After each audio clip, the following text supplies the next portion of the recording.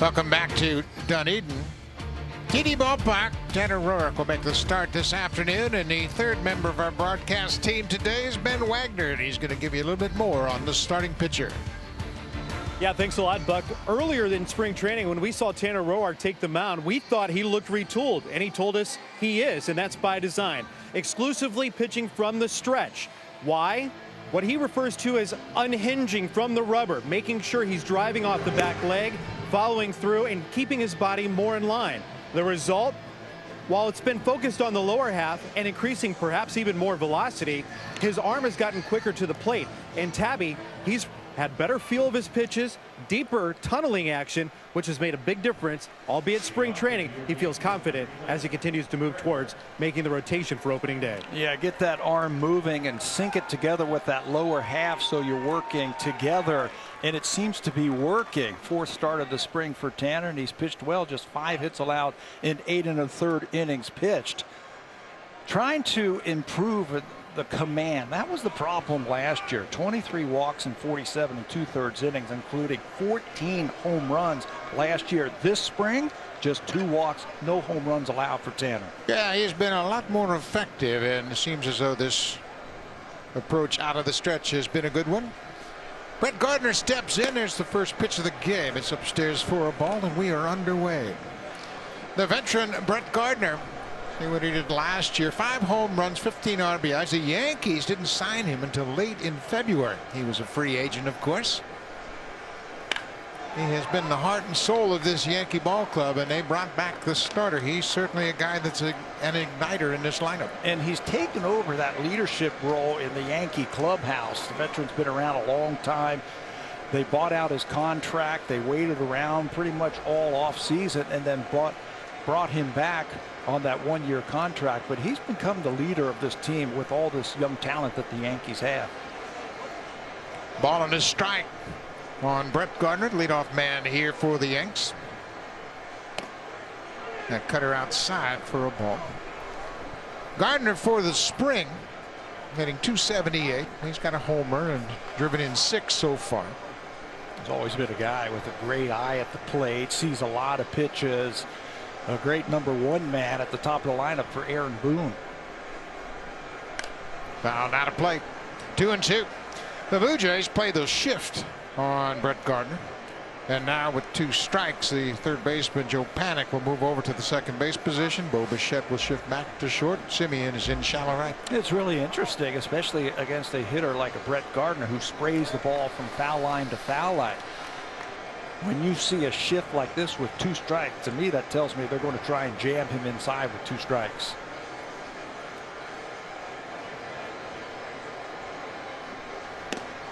Checks his swing. That'll run the count to 3-2. Roark's had a pretty good spring. When you really look at his numbers, as you mentioned, Patty, he has not given up a home run. He has limited the walks, and the Blue Jays as a team have done a terrific job of throwing strikes, and that's exactly what the pitching coach Pete Walker wanted to see. Here's the 3-2 pitch. High pop up. That'll go out of play. Well, you're right. They have really pounded the strike zone, as they say in baseball lingo. And that's one thing that Pete Walker wanted to really emphasize as they came to spring training. Last year, they were the worst in the American League in first pitch strikes. Just 56% of the first pitches were strikes. They said, listen, we want to get you everybody in that strike zone early and then expand from there. And they've done an outstanding job so far this spring. Popped up again. This one will go back out of play. As a staff, the entire staff has done a great job of throwing a lot of strikes, and that was the emphasis, as you mentioned, coming into spring training. Pete Walker, Matt Bushman, the bullpen coach, met with the pitchers, met with the catchers, and said, hey, we're going to be more aggressive. We're not going to pitch from behind this season, and so far, so good. Off-speed pitch, and Gardner goes down swinging. That's 1 away. Let's take a look at the rest of the Yankees lineup. The Bronx Bombers haven't really been pounding the baseball. They're 12-6 for the season. Aaron Judge hasn't hit a home run yet. He is .250. You see what he did last year. 9 homers, 22 RBIs in 28 games. And the big thing for Aaron Judge and the Yankees, for him to stay in the lineup. Yeah, he has missed so much time over the last 2 seasons with injuries. You mentioned he hasn't homered. He hasn't driven in a run yet. There's a bouncing ball through the left side, and that'll be a 1-out base hit for Judge. Judge coming into this game batting .250, as you saw. That's his 8th hit of the spring, and still looking for that first long ball. So a 1-out single for Judge, and well, looks like he's having a little bit of an issue with the mud on the mound. He just got done wetting it down. It's a cool day here in Florida. 57 degrees, 14 degrees Celsius. It's been cool all weekend long. So here's Aaron Hicks, and Hicks did a good job with the long ball last year. 6 homers, 21 RBIs in 54 games. There's a breaking ball in there for a strike. And Hicks did a good job with the long ball last year. 6 homers, 21 RBIs in 54 games. There's a breaking ball in there for a strike.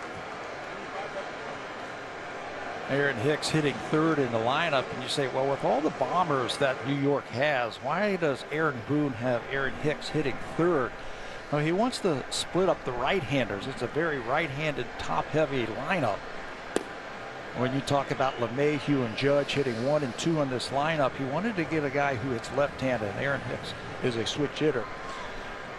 But he also led the American League last year in walk percentage. Almost 20% of the time he walked. So he wants to split up the righties, and he also wants to get a bat in there that's going to see a lot of pitches before the home run hitters come up.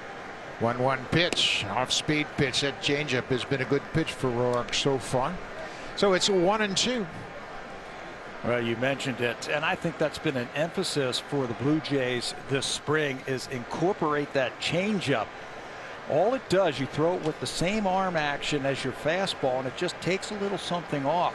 We have seen Robbie Ray use it. We saw Match yesterday use it to perfection in the ball game over in Clearwater, and Tanner Roark is using it also. 1-2 pitch, fouled back out of play. Of course, no one throws the changeup better than Hyun-Jin Ryu, and he is the leader, the #1 pitcher in this pitching staff, and he has kind of set the tone. You wonder when you talk about that, the effectiveness of Ryu and how he has come over here and taken the leadership role in that starting rotation, how it has affected everybody else. I think Ryu has been that factor using that changeup. Roark misses with the fastball. It's 2-2 now. Well, Tanner Roark certainly becomes a more important pitcher given the injury status of Nate Pearson. Everybody kind of penciled Pearson into the 5-man rotation, but Pete Walker understands that Pearson's not going to be ready for the season. Roark and Stripling are the lead candidates to fill out the 5-man rotation. And we'll see Ross in tomorrow's ball game. Breaking ball fouled up. You know, the thing about Nate Pearson is it's not an arm injury. If you haven't heard, it's a groin injury, and he tweaked it in one of his games and finished out the inning and then said, hey, you know what, I think I did something to my leg, and the Blue Jays cautiously took him out of there, and he had a little bit of a setback this week when he was throwing on the side. So that has set him back, and he will not be ready for opening day. 2-2, another foul at the plate. That cutter inside handcuffed Aaron Hicks. As we mentioned, Tanner Roark came into spring training with an idea of being a little bit more effective, and you can see that cut fastball ties up Hicks, and he's able to just foul him off. He talks about attacking hitters and attacking the strike zone and putting the batters on the defensive. He says, when I get into trouble, that's when I start nibbling and getting behind hitters and have to come in with my fastball. But if I'm attacking, I'm going to put that hitter on the defensive. Just missed that outside corner. It'll be another full count. This time to Aaron Hicks.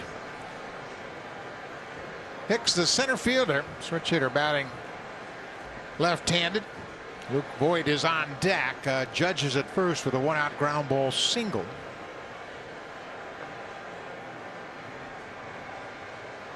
Judge not running. All 4 upstairs.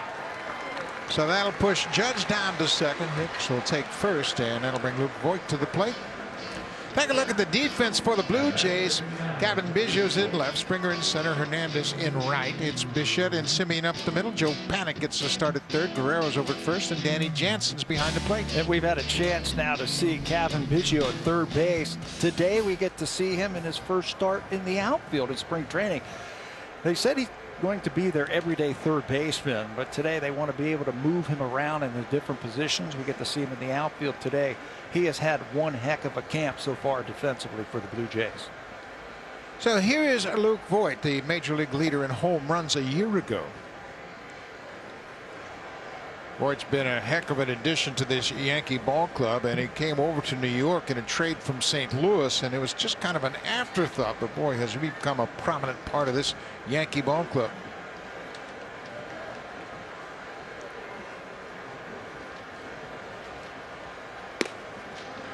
Mark misses with the fastball upstairs. It's 2 balls and no strike. This is something we haven't seen in the previous starts from Roark this spring. Falling behind hitters. And again, he said, that's when I get into trouble, when I start nibbling, trying to throw that perfect pitch. He said, I got to keep that aggressive mindset. There's a drive that's going to get down in left field and go all the way up against the wall. Judges around third. He's going to score. He'll stop Hicks at third base as Luke Voigt drives in the first run of the game with an RBI double. And that's what happens when you fall behind good hitters with runners on base 2-0. You have to come in there with a room service fastball, and that's exactly what happened against Luke Voigt. That's going to spell trouble. Led the American League in home runs. This fastball center cut right down the middle of the plate, and good hitters are not going to miss those pitches. Second double of the season when Judge comes across. That'll be the 5th RBI for the Yankee first baseman. Gavin Biggio in left field plays it off the wall, and the Yankees have taken an early lead.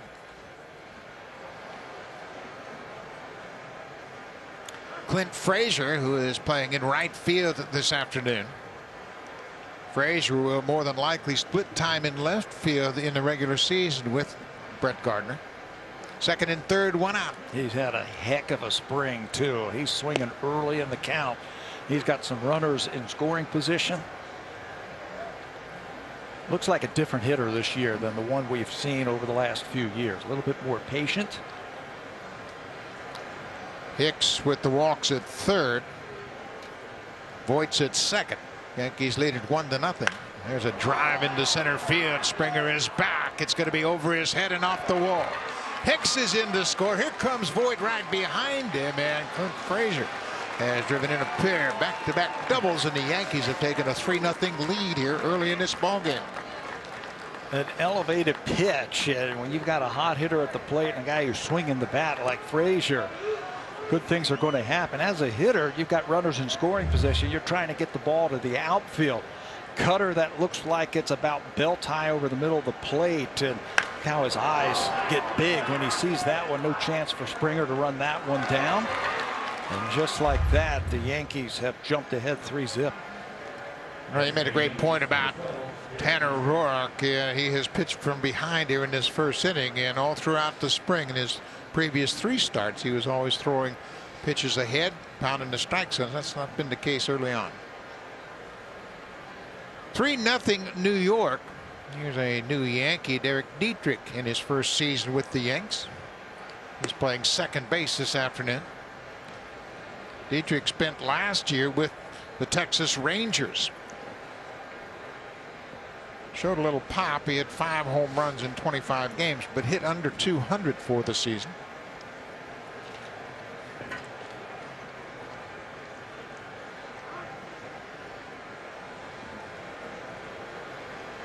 Anthony Castro warming up as the Blue Jays are concerned about the number of pitches Roark's throwing here in the first inning. He's already thrown 24 pitches in this first inning. There's a strike on the outside corner that evens the count at 1-1. The runs that he has given up today are his first runs that he's given up in this ballpark in this spring. That tells you how well he has pitched so far, but falling behind the Yankee hitters. That ball gets away from Jansen, and Frazier will move over to third on the wild pitch. Breaking ball in the dirt. You know, we have talked about the Blue Jays pitching all throughout spring training. Starters and relievers have thrown very well, and this has been the exception from what we have seen most of the spring from the pitching staff. Leading the American League in spring training here in Florida. It's a tough feeling if you're Tanner Roark. He hasn't been able to get his curveball over. He hasn't been able to throw his changeup for strikes consistently or his cutter. So now with that wild pitch, the infield has to come in. Runner at third base, 1 out. There's a base hit into right field. And drawn in infield, that would have been a one-hopper to the second baseman, but with the infield in, it hit on the edge of the dirt, went into right field. Frazier comes in to score, and the Yankees have scored 4 here in the top of the first, and Charlie Montoyo is out of the dugout. There's the infield in. It probably would have been a line drive right at Simeon at second base and would have held that runner up, but because of the wild pitch, he moves up. The Yankees get another run, and that's going to bring Charlie Montoyo out to the mound to make a pitching change. Well, that's unfortunate. Tanner Roark had been throwing the ball very well throughout the spring. Not the case here this afternoon. Early pitching change. Anthony Castro coming out of the pen.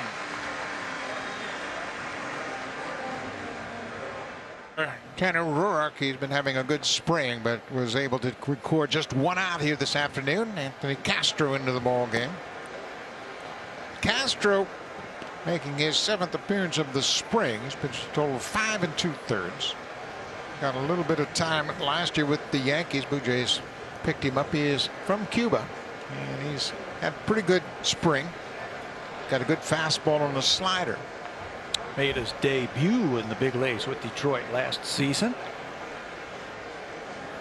This is what you call a depth type of signing for the Blue Jays. Maybe some depth within the organization. Pitching out of the bullpen. He's got a good fastball.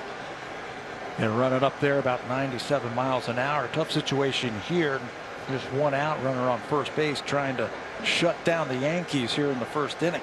Higashioka, the catcher for New York, hitting. Swings at that breaking ball. 1 ball and 2 strikes on the New York backstop. Higashioka had a career day against the Blue Jays last year in Yankee Stadium. He had a 3-homer game and drove in 5 runs.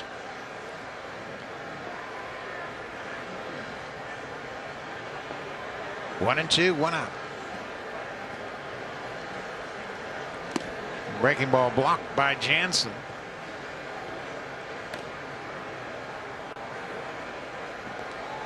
The Yankees and the Blue Jays last season split to 10 games. They were 5-5 against each other. Aaron Boone in his 4th season as the manager of the New York Yankees. He's led the Yankees to the postseason in each of his first 3 seasons.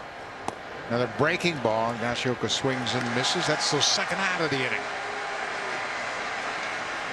You know, one of the problems that we saw from Tanner Roark here in the first inning is the location. He's been down all spring long, but watch where these pitches are. To Aaron Judge, up. Luke Voigt, up. And then this one hangs over the plate. A hanging breaking ball from Frazier that's up. And then Dietrich, another one. Changeup that's elevated. He's been down all spring, making it tough on the hitters.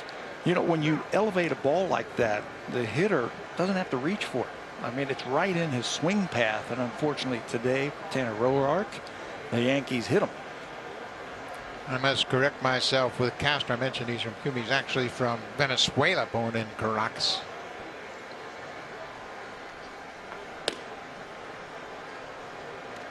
Thairo Estrada playing at third base. Of course, the Yankees' third baseman, Gio Urshela, had a late start to his spring. Urshela had elbow surgery in the offseason to take care of some bone chips. He is back playing now, but a little bit behind the schedule. 1-1. Runner broke at first. Jansen came up ready to fire, but Dietrich shut it down. Looks like he too is having a little trouble with the footing here. Watch him break at first. And he slips a little bit. Going to try and steal this. Right there, shuts it down. The infield's very soft and damp this afternoon.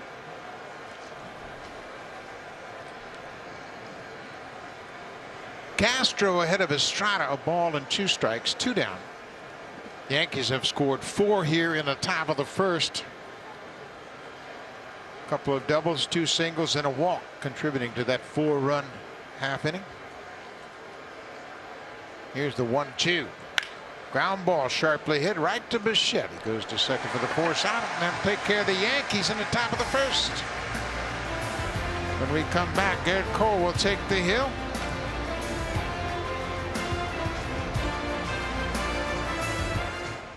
Half of the first inning. Let's take a look at the Blue Jays lineup. The Blue Jays have had a good spring offensively. Springer, Biggio, and Bichette top of the order. Vladimir Guerrero's had a terrific spring. He has actually had 7 hits in a row in his last 7 at-bats. He's hitting .600 for the season. Silver Slugger Award winner Teoscar Hernandez in the 5th spot. Marcus Semien at 2nd. Randall Grichuk's the DH. Joe Panik's at 3rd. And Danny Jansen behind the plate. And they get, I think, one of the best pitchers in all of baseball in Garrett Cole. True number 1. He's in the same class as Jacob deGrom, Shane Bieber, Trevor Bauer, Max Scherzer. Outstanding fastball, breaking ball. He combines that with outstanding control and command and an idea of pitching. Yankees bought him, went out and signed him as a free agent a couple of years ago, and it has really worked out. He heads this lineup as a true number 1. Boy, he is one of the few aces in all of baseball, and since he has left Pittsburgh, he's become one of the most dominant pitchers in all of baseball. Since 2018, he's got a 42-13 record with a .271 earned run average. And has that attitude on the mound of being the man, the top dog whenever he takes the hill. He delivers that first pitch, strike into George Springer. Springer last season, 14 homers, 32 RBIs in 51 games for Houston. A terrific leadoff hitter along the lines of a Ricky Henderson. He doesn't run the bases like Ricky, but he certainly can set the tone early. I was taking a look at his on-base percentage and his OPS in his career, not just a year here or a year there. For his career, his OPS is up over 850. That's your on-base percentage plus your slugging percentage. So you can get yourself off to a good start when you've got a guy like that who can, with one swing of the bat, give you a home run. 0-2 pitch, breaking ball missed away. George Springer and Cole were teammates in Houston. George Springer was the MVP of the World Series in 2017. As we talked about in the open, he was a terrific postseason performer. And to a man, when you talk to the Blue Jay players about George Springer, to a man they say hard worker, come to the ballpark early, stays late, always there to help you out. He's become a leader. Even though this is his first spring with the Blue Jays, he's become a leader in that clubhouse, and he has really set the example for the younger players. 2-2, swing and a drive, left field. Gardner back at the track, at the wall. He'll make the catch. That ball got in on him just a tad, and he takes Gardner all the way to the fence in left field for the first out of the inning. I love what I saw there with 2 strikes, how he's able to stay on that breaking ball, doesn't give an inch. Yeah, watch the breaking pitch from Cole over the middle of the plate. He misses his spot, but George stays right on it and just misses that ball.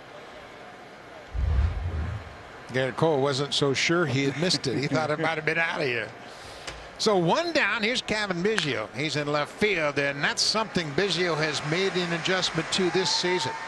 He's not taking as many first pitch strikes. He has put the league on notice. He's going to be more aggressive this year. Well, it's gotten around the scouting report that he will take his share of first pitch strikes, trying to work the count. They elevated him into the number 2 hole. Marcus Semien has been hitting second this spring for the Blue Jays. They elevated him in that number 2 hole. Garrett Cole says, I think I'll get ahead with the first pitch fastball. And Cavan says, hold on a second. I got something to say about that. So here's Bo Bichette hitting third. He's been hitting third a lot this spring. Breaking ball in the dirt. The one thing the Blue Jays have this season with the addition of Springer and Semien, a lot of versatility. They can move guys up and down in the order depending on the matchup.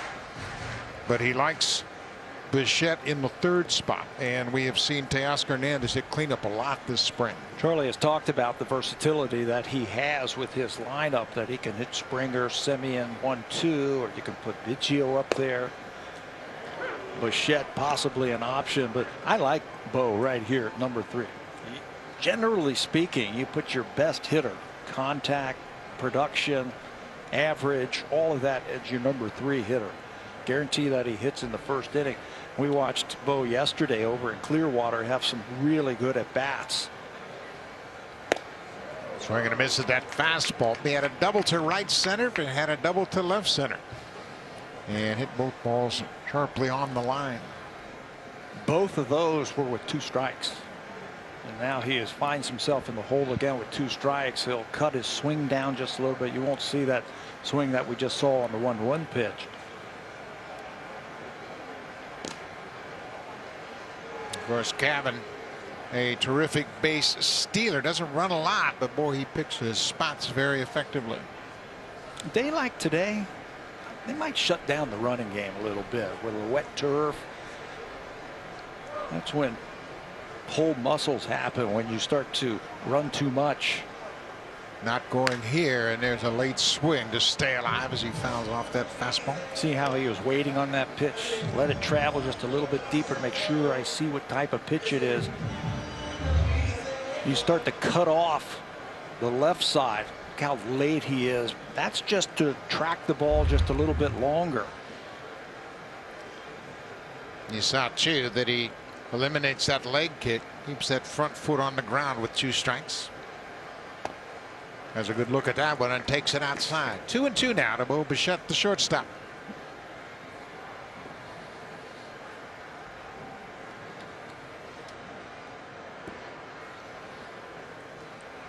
Yankees with 4 runs in the top half of the first inning. Lead it 4-0.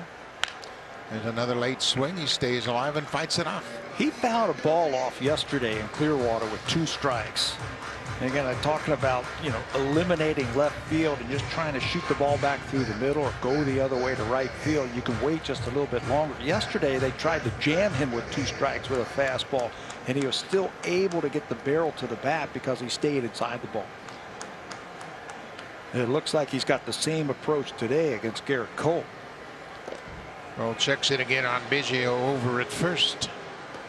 Blue Jays have 18 stolen bases this spring. They've been running quite a bit. Only the Giants out in Arizona have more stolen bases in spring training than the Blue Jays. They have 19 stolen bases. 2-2 pitch. Just missed the outside corner. That'll run the count to full. Looked like they set up on the inside part of the plate. You see Higashioka inside, and Cole pulls that ball just off the plate. Full count, 1 down. The infield slightly around to pull for Bichette. Biggio not running. He takes strike 3 call. He felt like that was low and was headed toward first base, but he is called out on strikes. One thing Garrett Cole has, he's got carry through the strike zone. That fastball carries right to the knees. No dip on that thing. Good job by Higashioka to frame it up. Bo thinks it's low. Home plate umpire thinks otherwise. I might side with Bo on that one. He's got a great eye. I mean, he really does. So here's Vladdy Guerrero. Vladdy leads the Blue Jays with 12 hits so far this spring. As we mentioned, he's had 7 hits in a row. Take a look at his first 2 seasons in the big leagues. And I think starting to come into his own. There was the adjustment period early on. Now halfway through last year, he started turning it on. So much has been made about his weight loss this year, and it feels like it's freed him up with the bat. The bat's coming through quicker. He's moving around a little bit better. When you watch him hit, he's got the power, but he's got the discipline at the plate. And it's really hard to realize and recognize that he just turned 22 5 days ago. And we've been hearing about Vladdy Guerrero Jr. for so long, it seems like he's much older than that. He takes one way outside. It's 3-0. When you talk to him and you ask him, what's your plan at the plate? It's really simple. I'm trying to stay in the middle of the field. I try to hit the ball back through the middle. That eliminates opening up my shoulder just a little bit too quickly. It helps me to see the ball just a little bit longer. It's a great approach. 3-0. He takes a strike, taking all the way. That fastball on the outside corner. 3-1 now. We are in the bottom of the first inning. The Yankees knocked Tanner Roark out of the ball game. He retired just one batter. He struck out the first batter of the ball game, Brett Gardner, and then the wheels fell off. 3-1 pitch. Guerrero takes it outside. That's ball 4. So Vladdy continues to have good at bats throughout the spring. Eric Cole missed with that fastball. So he'll go to first. Biggio will move down to second, and that'll set the table for Teoscar Hernandez. Garrett Cole studying his cheat sheet in his hat. Make sure he's got the right set of signs with the runner at second base. So Teoscar Hernandez coming off a terrific season a year ago. He was a Silver Slugger Award winner in the outfield for the Blue Jays.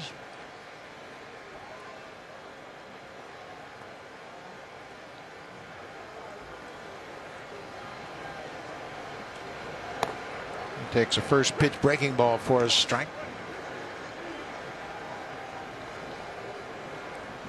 You asked Teoscar, what's the difference between you last year and the year before? It feels like he has a better plan at the plate.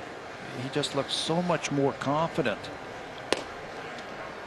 Even though he has fallen behind, he doesn't panic in that batter's box. Become a much better 2-strike hitter. Teoscar in his 6th big league season.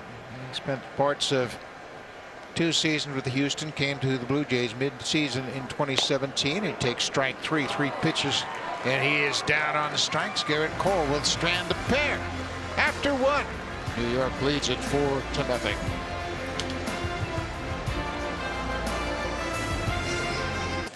It's 9 Celsius in Toronto, and there you see Tanner Roark, who has come back to pitch the top of the second inning. Yeah, they want to get him to at least 4 innings, maybe 5. So that's pitch counts. He had a big pitch count in that first inning. So spring training, you get to roll over that inning with another pitcher. You bring your starter back, and this is just to build his pitch count to get him ready for the start of the season. He threw 27 pitches in the first inning, so Pete Walker said, you know what, we got to get him back out there, but they didn't want him to throw any more than 27 in that one first inning. And he throws the first pitch fastball as Tyler Wade rips it to the alley in right field. It goes all the way to the wall. Teoscar Hernandez gets it back in, and Tyler Wade has the 3rd Yankee double of the ball game.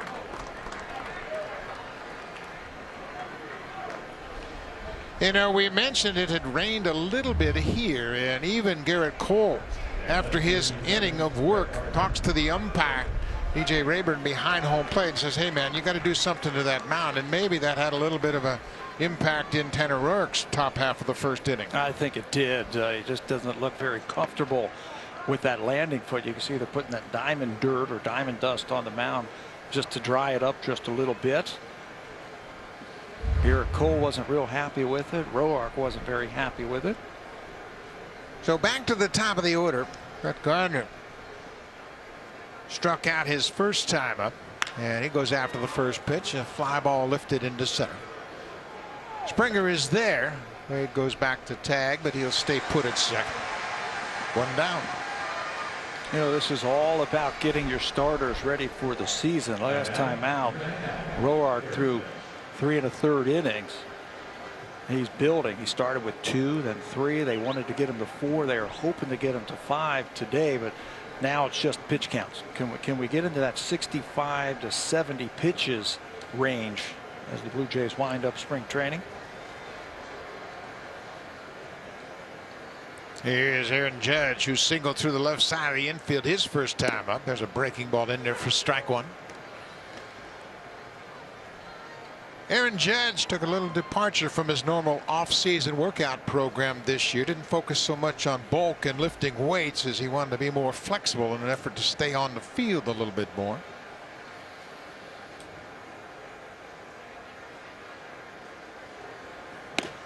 There's an inside fastball and a good one. 0-2.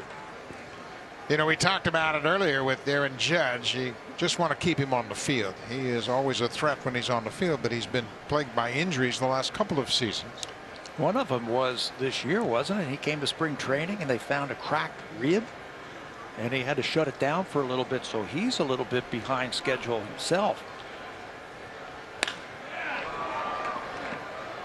Well, they've got two of the biggest bats and physical big players in all of baseball, but you see the health issues the last 2 seasons have kept them out of the lineup. Giancarlo Stanton has played 41 games out of a possible 222 games over the last 2 seasons. Judge just 130, just under or just over half. When they play, they're productive. I mean, it's scary. It's a long lineup and it puts some fear into those starters, but you got to keep them on the field. Inside, it's 1-2 to Aaron Judge. You remember back in 2019, Giancarlo Stanton had an awkward slide against the Blue Jays at Yankee Stadium, and it looked like a harmless slide, but he came up with a knee injury and we didn't see him rest of the time. That was it. He's looked good this spring. I mean, he's hitting the ball like he did when he won the MVP. Stanton hitting .333 with a homer and 5 ribbies this spring. There's a breaking ball in the dirt, and Wade, with a very aggressive secondary lead, has to hustle back to the bag. Danny Jansen has done a good job today blocking those balls so far early in this game. He's narrowed up his setup with runners on base in an effort to make himself a little bit quicker and to be able to block those types of balls. You're not trying to catch it, you're just trying to keep it in front of you. 2 balls and 2 strikes to the Yankee DH, Aaron Judge. Inside, he just missed with that fastball. 3-2 now. Roark gave up 4 runs on 4 hits in the first inning. Charlie Montoya took him out after 27 pitches, and Anthony Castro came in to finish the inning. Got a couple of outs. Here's an inside pitch, and Panic's going to cut off Wade. Heads up play by Joe Panic. He had sensed that Wade was aggressive throughout that entire Judge at bat, and when he got the grounder, he peeked up, and Wade was on his way to third. You know, that's an instance where an out is more than just an out. He sensed that Wade was going to try and tag up on the fly ball, and he tried to advance on a ground ball to the third baseman. Why is that a big out? Because you eliminate that runner in scoring position. Wade, on his part, he felt, well, he's going to be playing deep. I think I can advance on a deep ground ball to the third baseman, but a heads-up play by Panic to get the ball, get into that baseline, and eliminate that runner from scoring position. Well, Joe's a nice addition to this ball club. Came over last year and played multiple positions and did a good job. So 2 outs now. Judge at first base. Aaron Hicks, the batter. Hicks drew a walk and scored a run in the first inning.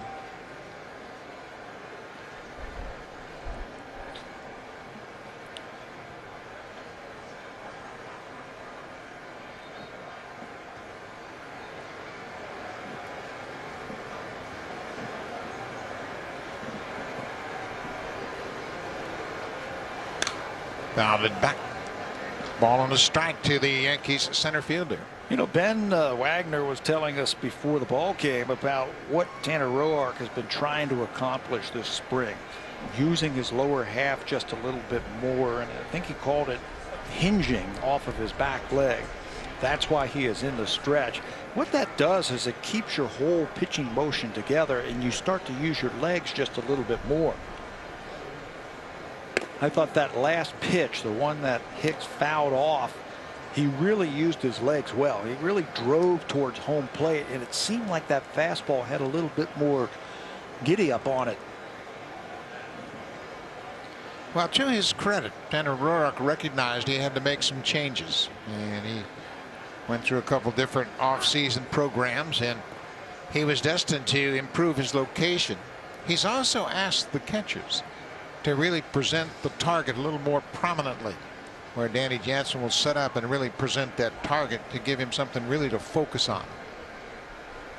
2-1, breaking ball. Hicks is out in front. It's now 2-2. You know, you can watch his back leg like I have the last couple of pitches, and you can watch how he pushes off from that back leg. He gathers himself over the rubber there, to watch how he comes home towards the plate. That's how you use your lower half.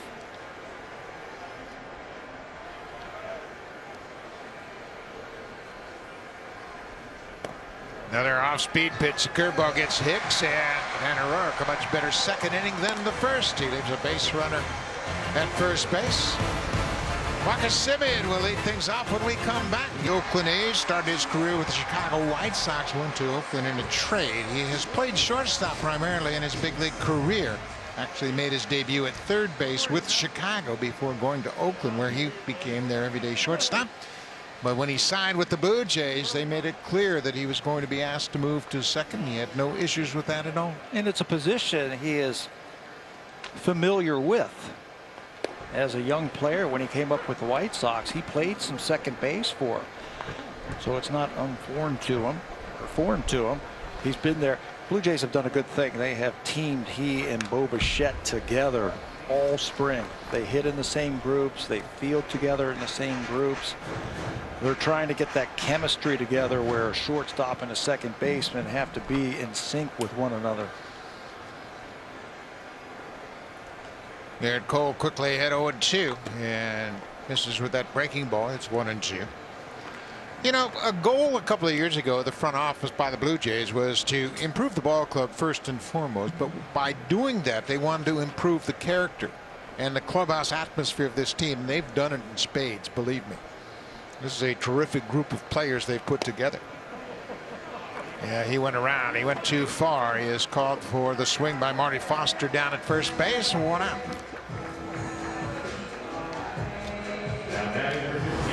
You know, this team was built around draft and development. They brought the youngsters to the big leagues a couple of years ago, and then when those youngsters were everyday regular players, they went out and brought in some classy veterans. And there comes a time in the growth of organizations where you bring in veteran players who have had success in the playoffs, who have done it under the bright lights, like a Semien and a Springer, and they end up fitting right in with your team. They just mold in, and you were just talking about character type of players, and they have it in spades with those two guys. You talk to the Blue Jay players, and that's all they talk about. They talk about the character of those guys, their work ethic, how they have fit right in with this organization, with this team, and they want to win. I mean, when you ever listen to these guys in their interviews, the bottom line is these guys want to win. And everybody in the clubhouse is on the same page in that regard. This is Randal Grichuk. Randall had a terrific season a year ago. He led the team in RBIs with 35. He had 9 doubles and 12 home runs during the regular season. 1-2. Cole set. Here's the pitch, grounded to the right side under the glove of a diving Luke Voigt into right field. Randal Grichuk started this last year, where he cut his swing down with 2 strikes. We saw him do it yesterday, and he's really proud of the adjustment he has made going back to last season. You know, if they're going to try and slip a fastball by me, shorten up your swing. Just put the ball on contact, on hard contact on the ground, and he'll be rewarded with a base hit. You see how he shortens up his swing and knocks the ball under the glove of Voigt. And you know what that does, Pat? It gets your lanes back as a hitter. Straightens out the defense. They can't overshift on you. Here's Joe Panik, the third baseman. Panik was a great addition to this ball club a year ago. He too, a second baseman, basically started his career as a shortstop, but when he came up to the Giants, Brandon Crawford was the everyday shortstop, so he moved across the bag to second. Ground ball up the middle. Dietrich to the shortstop, back to first base, a double play. So that erases that 2-out single by Randal Grichuk. Garrett Cole through 2 innings, allowed just 2 hits. The Yankees lead it 4-0, and we are now pleased to be joined by the manager of the Toronto Blue Jays, Charlie Montoyo. Charlie, thank you very much for joining us, and it's been a good spring for your ball club, and I know the pitching has been a real emphasis for you in the offseason. Give us your impressions of the pitching staff so far this spring. Oh, it's been outstanding, guys. We're throwing nothing but strikes, and that was Pete Walker's message from the beginning. You know, attack the zone, throw strikes, and we're doing it. We're getting people out, not many walks, and it's working. Charlie, thanks again for joining us. Talk a little bit about Tanner Roark. What are you seeing today, and what is your goals for him getting out there? Do you want him to get the pitch count up just a little bit more? Yeah, that for sure. And it's funny because right before the game I was talking to the umpires about the re-entry rule, and then we happened to use it today. So yeah, we need him to go at least 60 pitches around there. 60 pitches? Great. Hey, got a couple of weeks left in spring training. Tell the audience out there, what are your goals now for the team as you get ready for the regular season? I'll tell you what, guys. In 35 years of baseball, this has probably been one of the best spring trainings I've ever seen. Our coaching staff have done a great job. Our players have worked as hard as anybody I've ever seen. I mean, this team is ready to go. You know, you brought in a couple of key veterans, and sometimes it takes those veterans a while to get acclimated into the atmosphere. How have Springer and Semien fit into your ball club? That took a couple of days. These guys, they're awesome, man. Yeah, we had a good clubhouse to begin with, and now it's even better with the addition of those two guys. Charlie, you have so many options when you put together your lineup. Your lineup has certainly been stretched out with Semien and Springer. Have you set in your mind how you want to use these guys in the lineup? You know, the one thing about having a good offensive ball club like we do, that we can have many different lineups, and the one thing that you need to do as a manager is communicate with our players. So exactly what I did today, talk to Marquez. I'm going to hit you lower in the lineup today, beat you up in the lineup to see, see different options, see what it looks like. You have a lot of options. You've got players that you can mix and match in your lineup. How are you going to use those guys as the season goes along? Yeah, I mean, we're going to mix and match, see matchups, how it works. You know how it works. So, we're facing Cole today, so different kind of lineup. Left-handed might be different. So it's going to be different looks. Of course, the main guys are always going to be in there. The Bichets, BGOs, of course, Springer, Semien. Vladdy Guerrero, of course. Yeah. Don't forget about him. I could tell you the whole lineup. Well, only 9 can play. Only 9 can play. And you know what I always say, managers never complain about too many good players. No, I'm not. Vladdy, he looks dramatically different, Charlie, and I know that he was disappointed. There's a ground ball, nice grab by Panic across the diamond. Not in time as Luke Voigt has an infield single.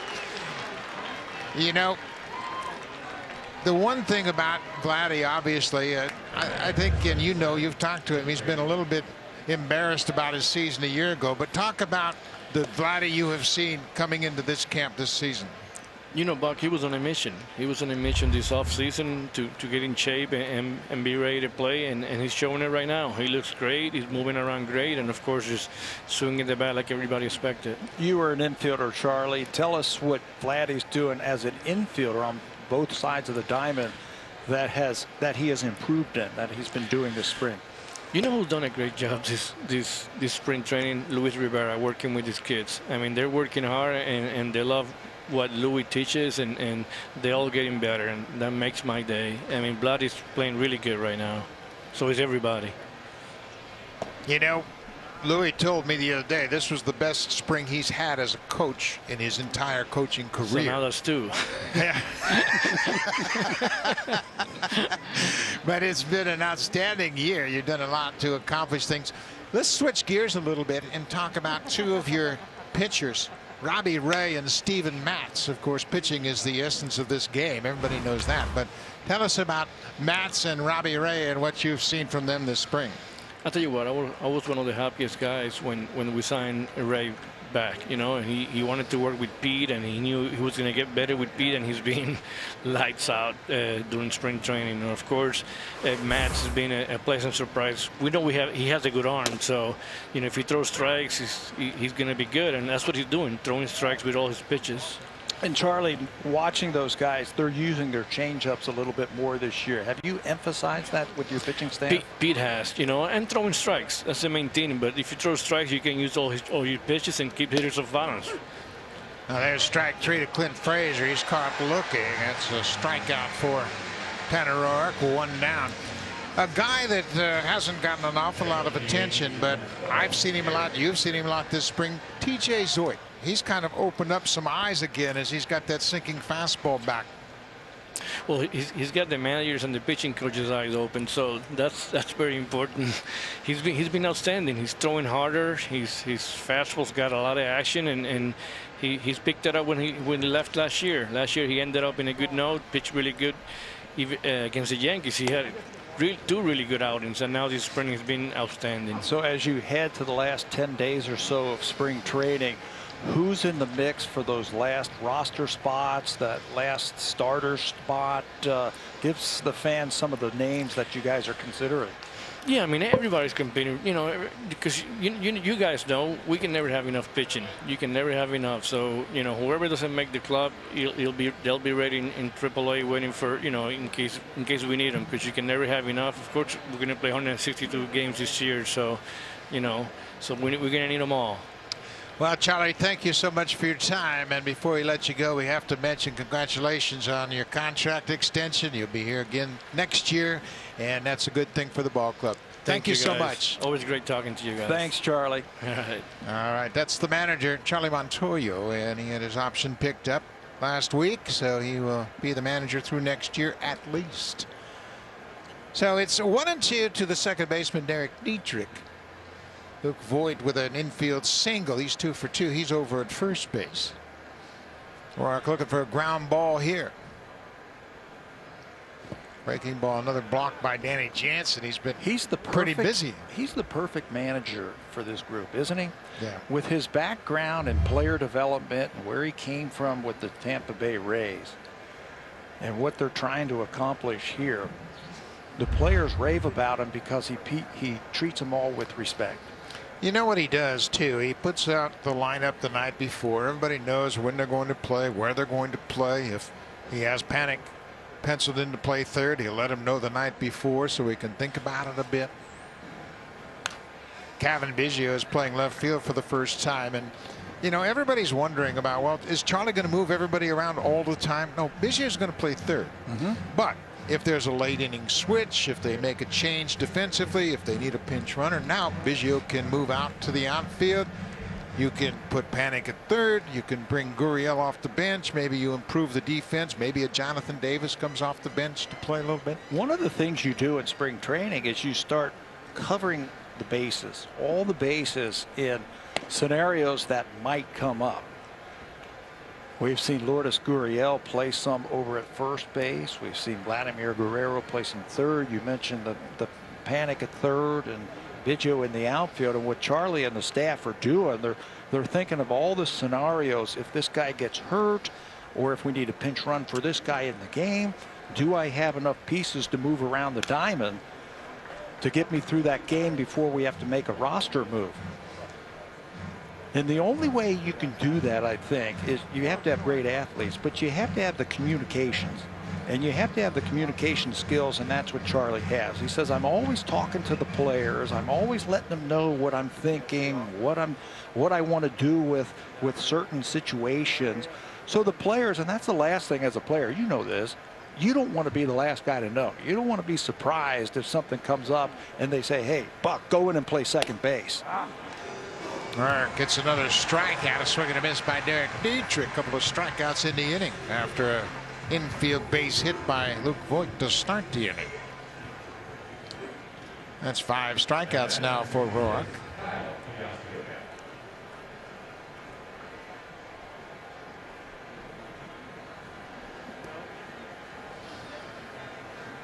So Tanner Roark has now thrown 59 pitches. I would imagine they want to stretch him a little bit further out. 2 outs now. Here's the catcher, Kyle Higashioka. Higashioka was a strikeout victim against Anthony Castro back in the first inning. Roark had thrown 27 pitches, and they rolled over the pitcher and got him out of there and brought in Castro to get the final 2 outs of that top half of the first. I like how he's driving towards the plate now in these last couple of innings.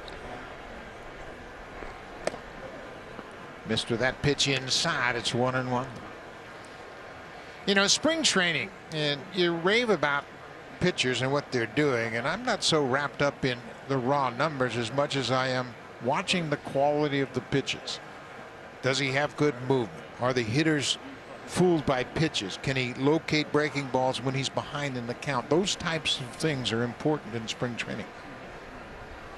Of course, they certainly play during the regular season as well, but those are the things you want to see as a manager or pitching coach. Well, you might be working on something. You know, you might put it in your head and say, you know what, I'm going to use my changeup today, and you start using it, you know, 10-15% more than you normally would in a regular season game.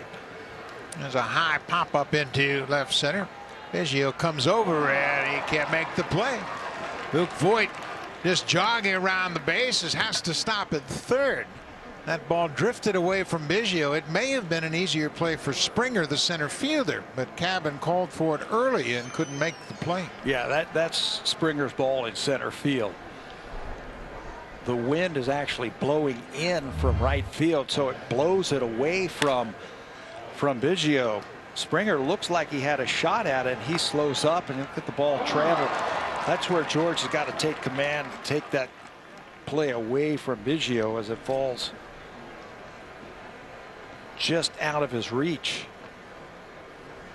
Yeah, he didn't really look like he was calling for it right there. Maybe being the first time he's played in left field, wasn't really sure where Springer was at that point. So it's a 2-out base hit. Runners at the corners for the third baseman, Thairo Estrada. You know, we had a great talk yesterday with Craig Biggio, Cavin's father, about plays like that and about moving around different positions and getting the angles. And what was he telling us yesterday about moving positions? Well, he said it's very difficult for Cavin because he moves positions during a season. There's a drive to right field. This one's got a lot of carry. This one is up and out of here. Estrada with a 3-run home run after that pop-up fell safely in center to continue the inning. And the Yankees have scored 3 more runs here in the third inning. An opposite field home run for Estrada has made it 7-0. That is where the jet stream is in this ballpark, blowing out towards right field. Estrada's first home run of the spring. Stay behind that fastball over the middle of the plate. Inside outs it, gets it up to that jet stream and lines it over the wall. Estrada not known for a home run hitter. You mentioned that's his first home run. Hitting just 167, but he got all of that one.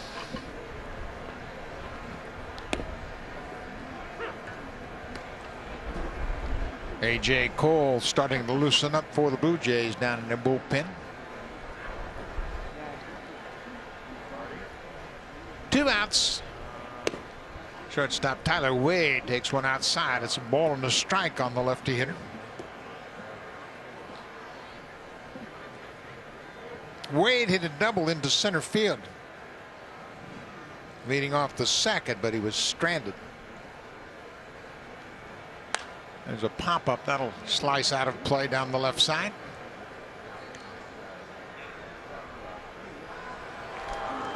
Been a bit of a struggle this afternoon for Tanner Roark. He has had a decent spring coming into this game. He's actually racked up 5 strikeouts, but has been charged with 7 runs. Check swing, foul that.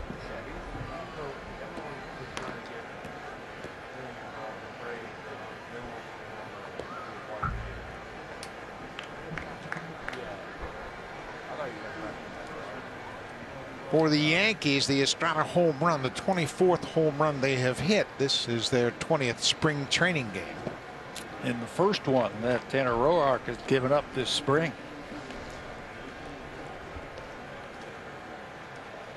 Estrada playing at third base for New York. We mentioned Gio Urshela, the regular third baseman, that's had a couple of great years with New York.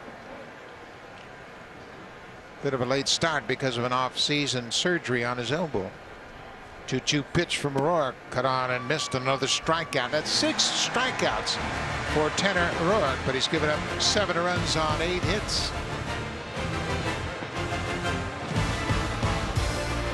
For a ball club in a particular spring training venue. Tigers have to be up there, don't they? Tigers are up there. I think the Phillies are up there as well. Danny Jansen, the catcher, takes the first pitch strike from Garrett Cole.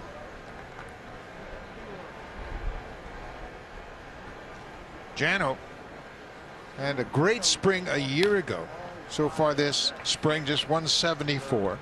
He has a homer and 3 RBIs. You remember he was one of the hottest Blue Jay hitters early in the spring last year. And then, of course, baseball was shut down on March 12th, and he never recaptured that stroke. It's got to be so hard for catchers to get the offensive part of your game going in spring training because you're working so much on the defensive aspects of it. Catching pitchers, doing a lot of bullpens, running all the drills and everything like that. It's almost like your hitting is, you know, we'll worry about that as the season gets closer.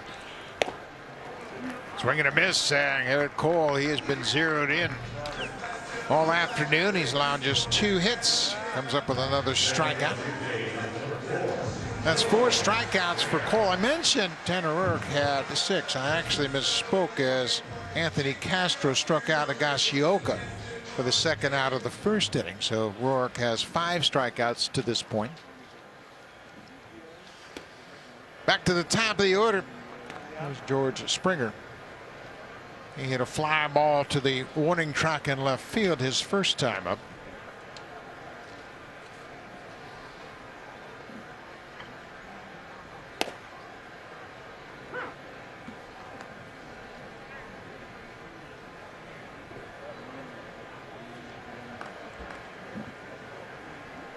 Ball and strike. Breaking ball downstairs. It's 2-1. Springer has just been a terrific player. He's 31 years old. He'll turn 32 on the 19th of September. Born and raised in Connecticut. Played at the University of Connecticut. Blue Jays' #1 goal this offseason. They wanted to go after George Springer. They went after him hard. He signed the richest contract in franchise history. 6 years, $150 million, and he earned every penny of it. Blue Jays wanted to improve themselves up the middle defensively. They got a great offensive player who plays both sides of the ball. Called strike 3. Checked his swing. That breaking ball catches the outside corner. 2 quick outs here. A couple of strikeouts for Cole here in 3rd. We mentioned he is the definition of an ace. He's got a little something extra on that fastball. He can spin that slider away from the right-handers. He mixed in a changeup there to Springer. I mean, he's the total package. Here's Gavin Biggio. He had a first pitch single his first time up back in the 1st inning. So they start him out with a breaking ball. The breaking ball.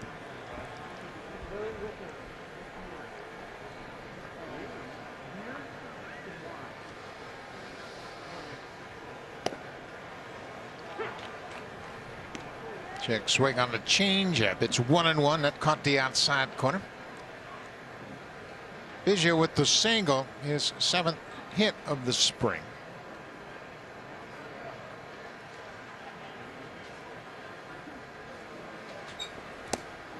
Cutter down and in. That slider with a lot of late break. Yeah, we were mentioning last inning about Cavan playing different positions.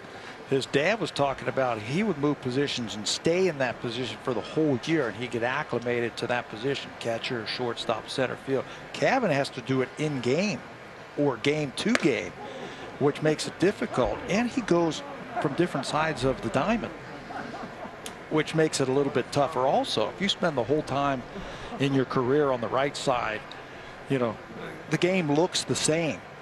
It's when you start moving to the other side of the diamond, it almost looks like it's backwards. He's handled it well, though. Now Garrett Cole puts down the Blue Jays in order. 3 strikeouts, 3 up, 3 down. We'll go to the 4th. the mental game. 7-0 New York. They had a 4-run first inning, a 3-run second inning, and the Blue Jays will have their third pitcher of the afternoon, A.J. Cole. Pitched down to the bullpen last season for the Blue Jays. Got into 24 games. He's got it all. He's got it all out of that bullpen. Fastball, slider, curveball, cutter, a little bit of everything. You can go to so many different pitches that he needs to. Looks like he's penciled in as one of the relievers for Charlie Montoya's team here in 2021. Leadoff man Brett Gardner takes the first pitch strike. Gardner is 0 for 2 with a strikeout and a flyout.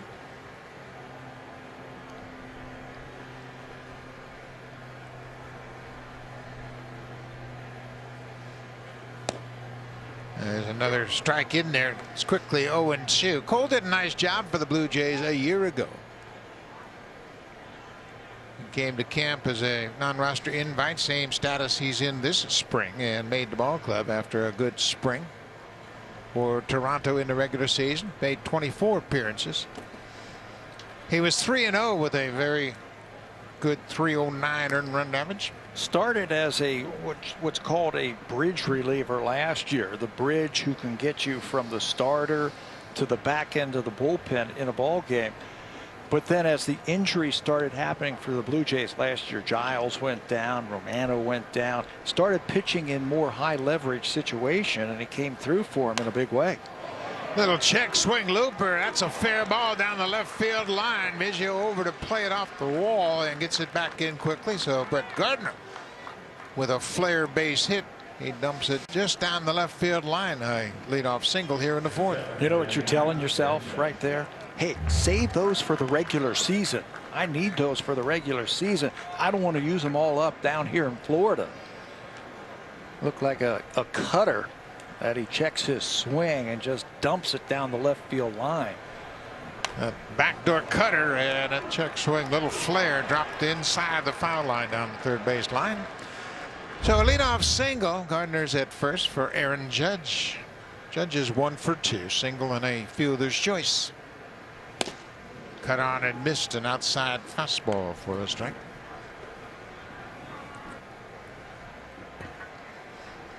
7-0 New York.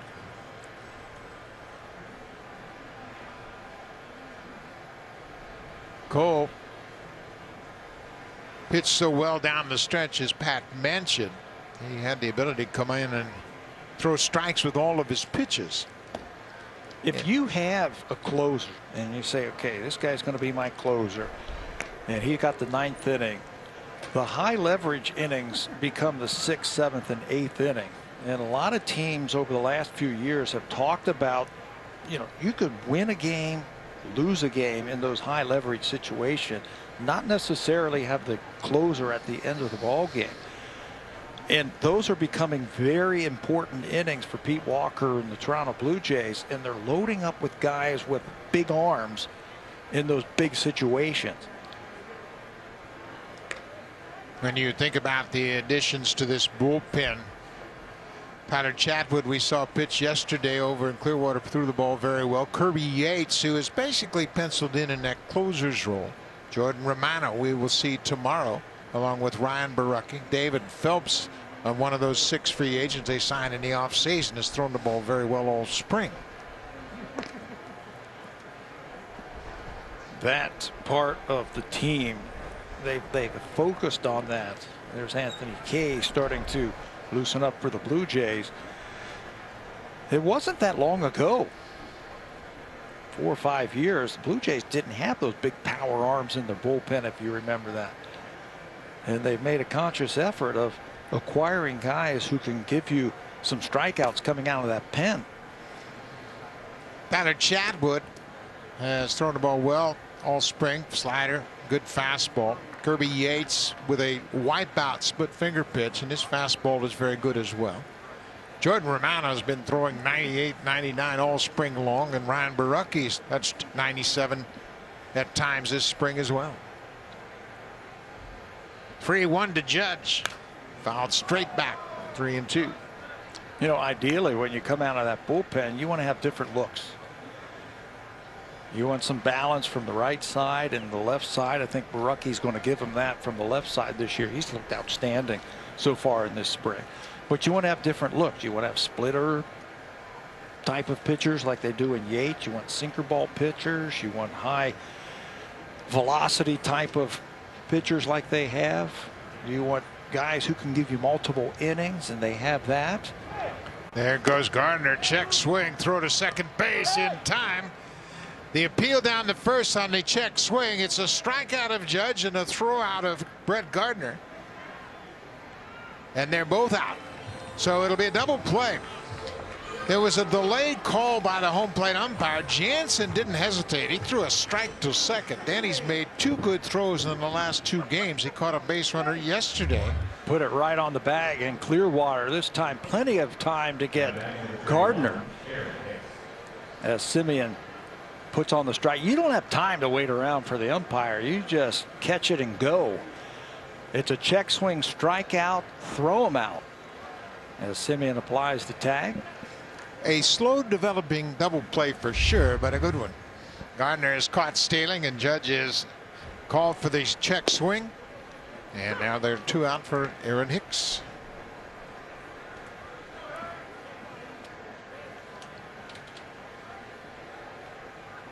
Six has walked and struck out in his 2 plate appearances so far.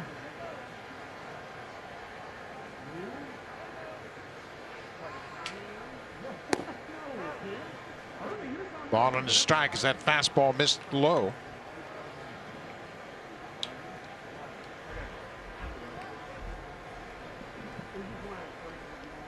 Seven to nothing New York. They have out hit the Blue Jays 9-2. Inside with that cutter, he missed. 2 balls and a strike to the Yankees center fielder.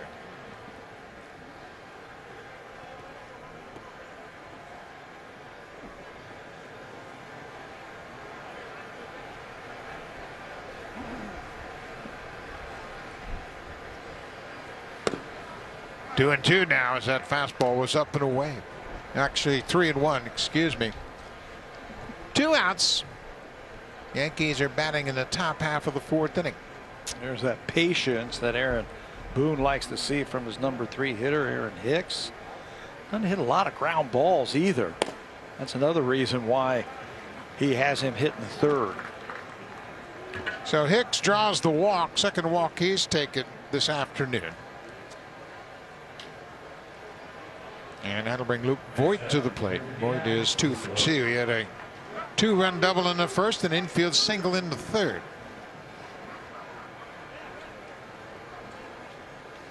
No Gleyber Torres today for the Yankees. No DJ LeMahieu for the Yankees. I think they're showing why they're going to be tough all summer. Swing on the first pitch, a high fly ball. Springer at the edge of the warning track in center. He holds it in, and that'll end the inning. So the Yankees leave a base runner through 3.5. New York leads it 7-0. Major League shortstops in 2019-2020, where Bo Bichette ranks among those great shortstops. Yeah, offensively, he is right up there with everyone. A 300 average, ranking 4th at 307 average. And you're getting production, slugging production. The OPS of 884, which is unheard of for shortstops, ranking him 5th. Remember the days where you wanted a shortstop just to catch the ball every time it was hit to you and we'll worry about your offense? Not anymore.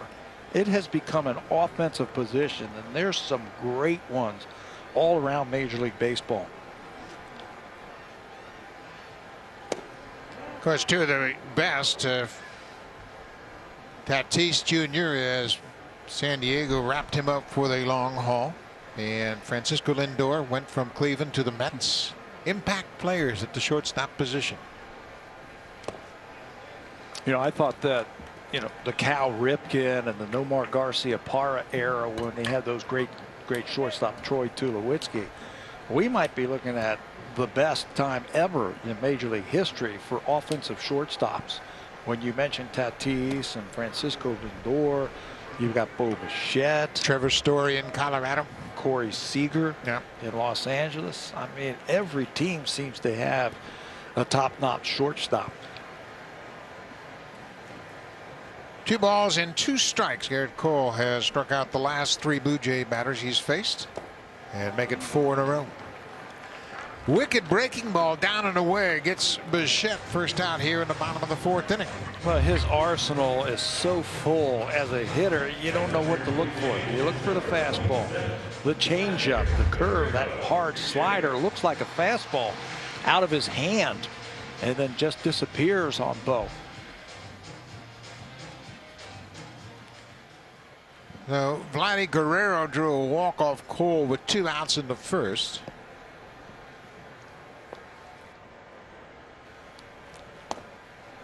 First pitch strike in a perfect spot down and away. You know, Buck, this is a little dress rehearsal, if you will, for opening day pretty soon for the Blue Jays. April 1st, the Blue Jays will open up against the Yankees at Yankee Stadium. They'll be facing this guy right here.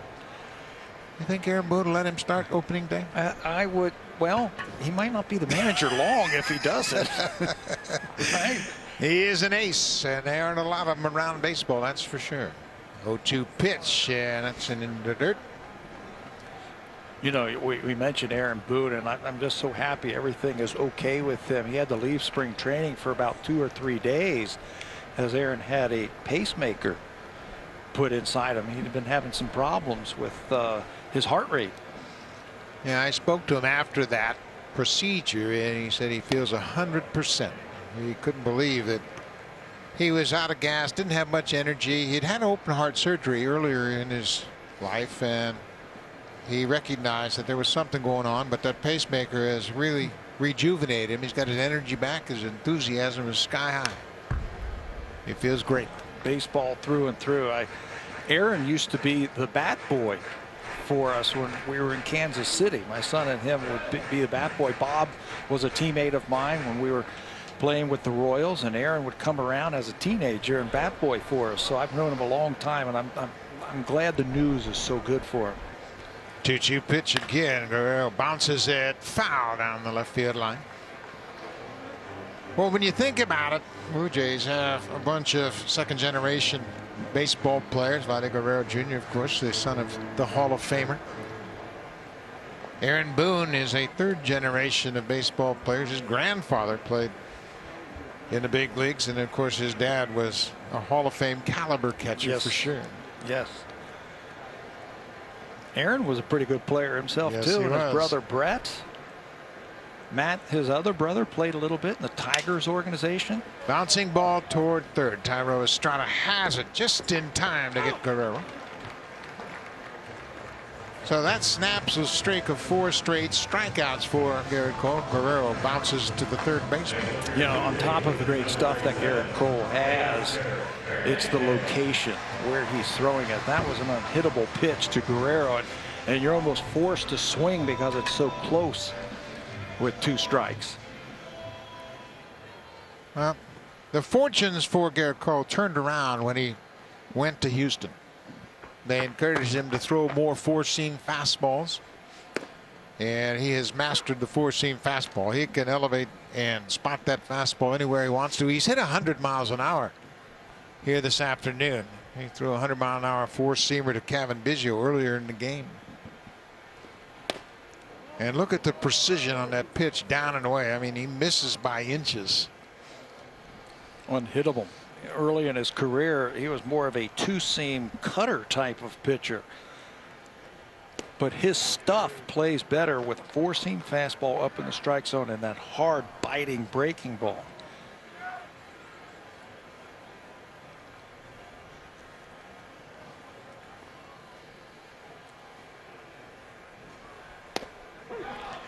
Well, he makes it look easy, doesn't he? He gets that fastball on the outside corner. A couple more strikeouts for Garrett Cole. He's dominant early in this ball game.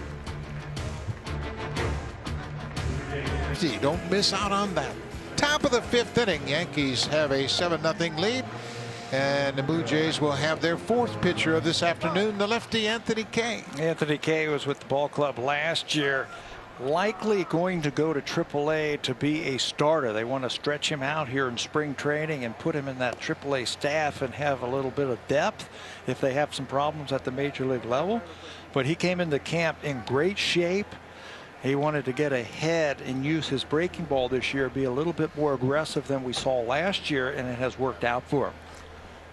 Glenn Frazier will lead things off for the Yankees, and there's a first pitch strike from Anthony Kay. Frazier is 1 for 2, and an RBI double and scored in the first inning, called out on strikes his second at bat. And there's another strike in there from Kay. Kay's improved his tempo as well. He's focused on working quicker, being aggressive, as you mentioned, and pounding that strike zone. He's got a very simple theory to pitching. Let's get through these hitters with as few as pitches as possible. He jams Frazier with that breaking ball. 1 away. So Kay, fastball, curveball. He's thrown a cutter going back to last year. In fact, he incorporated that cutter in the mix against the Yankees. He was pitching to Alejandro Kirk and mentioned to Kirk that, hey, I'm throwing a cutter now. So Kirk called it. And it worked. It's another pitch for him. And I love that theory of just, hey, let's get the ball, let's attack the strike zone, let's put the pressure on those hitters, and it has worked for him. He's also using that fastball a little bit more early in the count, and he'll end at bats with fastballs on the inside part of the plate to freeze him up. Second baseman Derek Dietrich is 1 for 2 so far. Fouls that one back. He's behind 0-2. Talk from a hitter's perspective. What's it mean to you as a hitter when a pitcher is constantly throwing strikes and working quickly?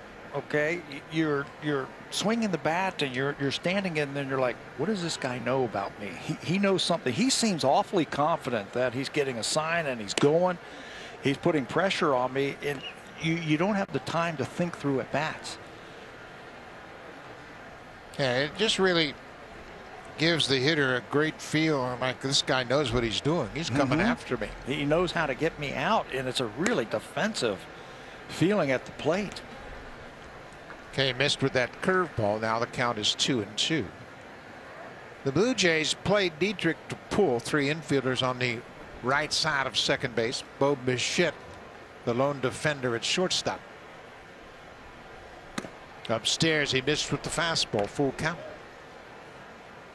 Now would be a great time to throw that cutter right here.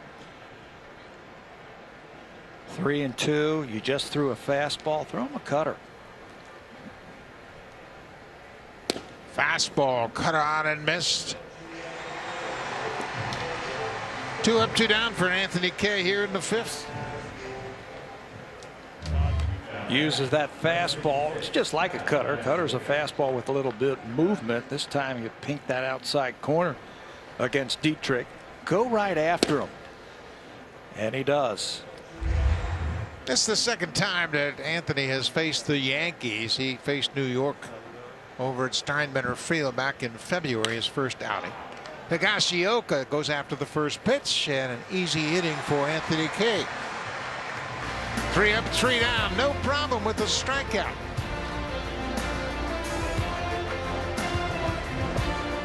Garrett Cole, and it's been quite a exhibition of pitching from Garrett Cole.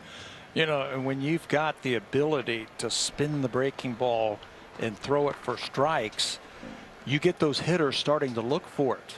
And that's when you can throw that fastball if you've got enough, like Cole does, and you catch a lot of those hitters looking. Marcus Semien struck out on a cutter his first time up. He's got 8 strikeouts so far this afternoon, 5 of them looking. He struck out the side in the 3rd. Danny Jansen, George Springer, and Kevin Biggio going down on strikes. 3 up, 3 down. 2 more strikeouts in the 4th, and as we mentioned, you got Semien to start the 2nd. 2 balls and no strikes.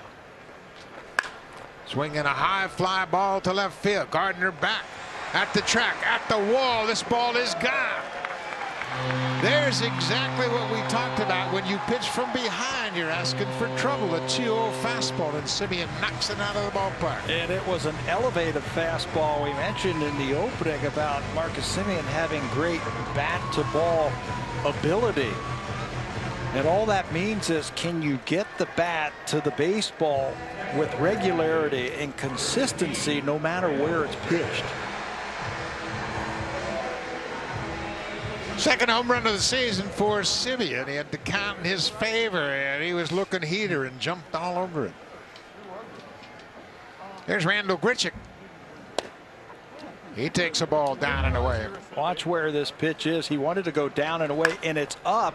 And look how Marcus is able to get the barrel of the bat up and get it out of here. Randall Grichuk jumps on the 1-0 fastball. He rips it into left field.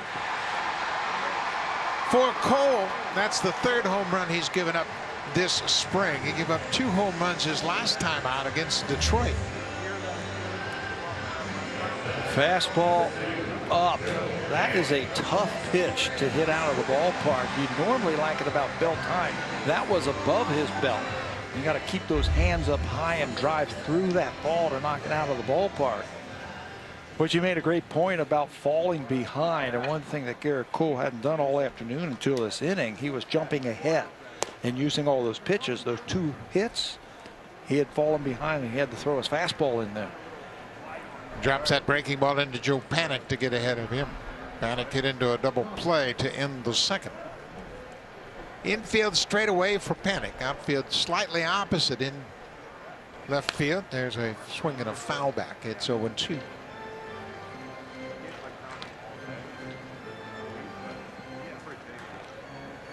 Panic trying to make this ball club in that utility role, and he has talked about it often. Hey, I want to play baseball, so with that I'll learn whatever they want me to do. He has moved around the diamond. He's playing third base this afternoon. He and George Springer played against each other in college. Springer was a first-round pick out of UConn. Joe Panic was a first-round pick out of St. John's. And actually, one of Springer's teammate, Matt Barnes, was also a first-rounder. So it was the first time in Big East baseball history that you had 3 players coming out of the Big East. And you know, generally in the Big East, you think basketball. Yeah, you do think basketball. You don't think baseball because, what do you have, a couple of months of nice good weather yeah, to be able to play? Well, Joe Panic played at St. John's, and he was drafted by the Giants in the first round. Matt Barnes by Boston, and George Springer, of course, by Houston. A banner season of baseball for the Big East. When you have a utility type of player like you have in Joe Panic, and he accepts that role on this team for sure, do you want to see him maybe get in some catching as an emergency? Does he want to catch? We need to ask him that. No, I think Charlie's already mentioned it to him. Hey, you know what? You might think about strapping on the gear from time to time. Bouncing ball. Voit to second for 1. Back to first. That's a nice double play. A 3-6-3 double play. Some confusion on the field from the Yankees, not really knowing how many outs there were. But a good job by Luke Voit to get that lead runner. As a first baseman, you have the option. Should I go to the bag and then throw the ball to second base, eliminating the force out? He does the right thing, catching it, get the lead runner, and they can turn the double play. That is a tough throw for a right-handed throwing first baseman. He made a good strong throw and converts the double play. So 2 down now for Danny Jansen. Here's the throw. You've got to spin all the way around. A lefty, his momentum takes him right into that play, and he can just fire into the middle of the diamond. A right-handed thrower's got to spin that body around, pick up that shortstop who's coming in. He's already told him, hey, if I get a ground ball, I'm going to throw the ball on the inside part of second base. Shortstop says, I'll be there. 3-6-3, turned nice by the Yankees.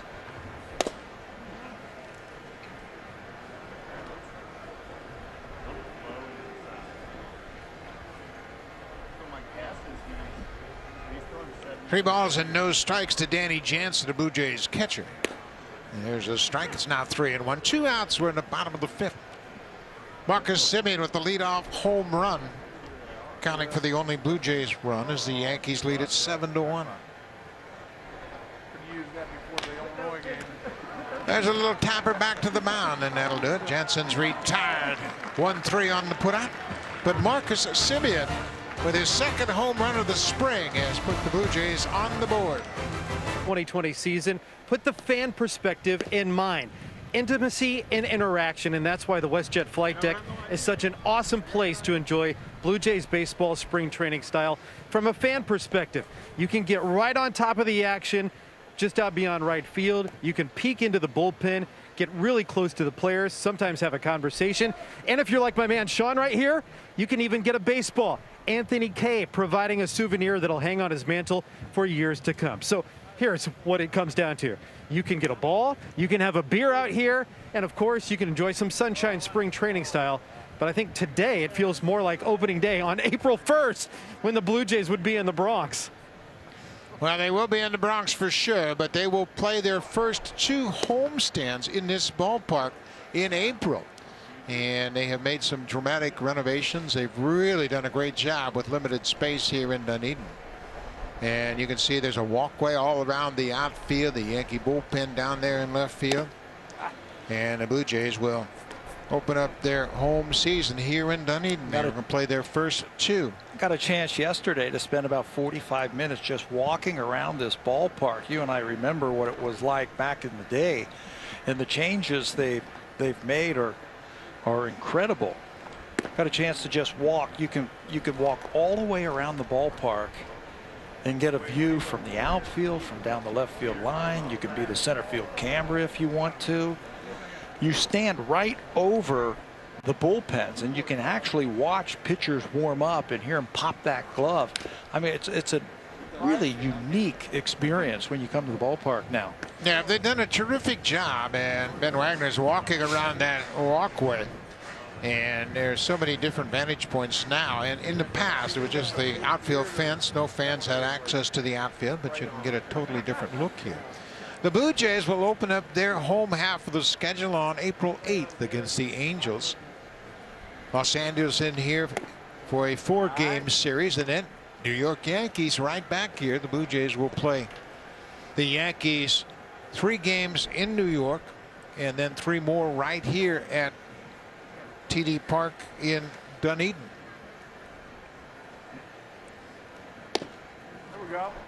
Tyro Estrada takes ball 4. Leadoff walker Anthony Kay, his 2nd inning of work. Let's go back to Ben Wagner. Hey, thanks, Buck. Right here under the brand new LED scoreboard at TD Ballpark, part of the 360-degree concourse that you and Tabby were talking about, that makes it very easy for the fans to move from one place to another without ever losing perspective or a feel of the game. We were just over next to the Blue Jays bullpen. May have had a swig, and then about 15 seconds later, here I am enjoying right over the railing where Marcus Semien's home run clanked off this catwalk. Oh, Danny Jansen made another terrific throw, and Bo Bichette couldn't hold on to it. Jansen threw out a base runner earlier, got Brett Gardner back in the 4th, and had thrown out Estrada there, but Bo Bichette couldn't close the glove on it. That would have been 3 in a row for Danny. Last year, just 4 for 24, throwing out base runners. Look how quickly he comes up firing, but Bo can't hold on to the ball.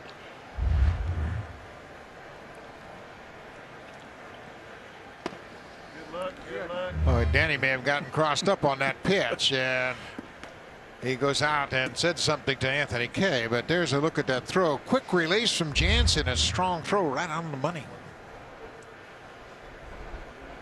342 1/3 innings last year behind the plate. That is the top 3 in the American League in innings caught last year. There's a base hit through the hole on the left side. They're waving him around. Here comes Biggio's throw to the plate. Not in time. The runner away goes to second on the throw home. Estrada comes in to score. Stolen base and an RBI base hit, and the Yankees have scored another. It's 8-1 New York. Well, I'm going to file this under this is why you have spring training and you have the ability to move guys around. No way that Gavin Biggio should have made that throw home. They had no chance to get Estrada. He got a good read off of second base. He got a good jump. The ball wasn't hit that hard by Wade. Look how far around the base that he is before Gavin even lets it go. And that just gave the Yankees an extra 90 feet, takes the double play away from them. That was a great illustration. As you could see, Biggio fielding the ball where Estrada was already around the bag in third. So it's 8-1 now. The Yankees with 10 hits. Blue Jays with a run on 4 hits. So you file that away and you say, okay, I know, just pick the ball up, throw it to second base, you concede the run, and you help out your pitcher.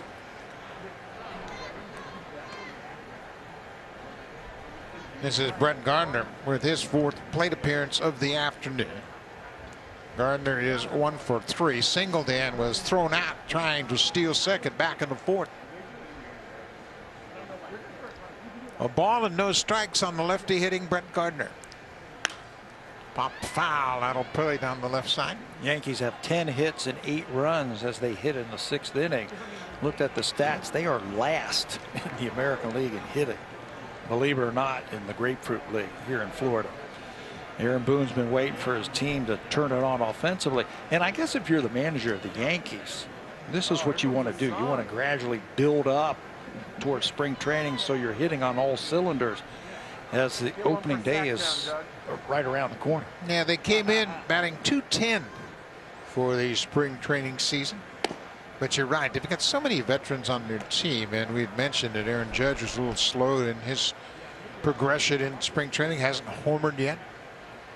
Boston leads the Grapefruit League in hitting at .272. Blue Jays right behind them at .258.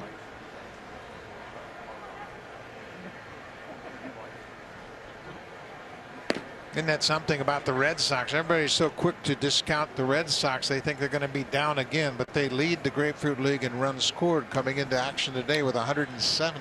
Hard to believe. And you know what they're doing? They're hitting home runs again. 29, #1 in Florida. They've also knocked in 100 runs, 101 runs, the most in Florida. Gardner pulls it sharply to Guerrero, who looked at third, but will go to the bag to retire Gardner. Wade got a good break on contact. Guerrero had no play across the diamond. And that's going to force the infield in. Vladdy knows that Wade is an aggressive runner, and because that ball was hit sharply on one hop to him, he had some ideas of maybe trying to get that runner at third base, but I think he made the right decision. Guerrero's got a terrific arm. That has never been an issue, but he made the right play. So the infield now drawn in, praying at the edge of the grass. 3 defenders on the left side of the infield with Aaron Judge at the plate.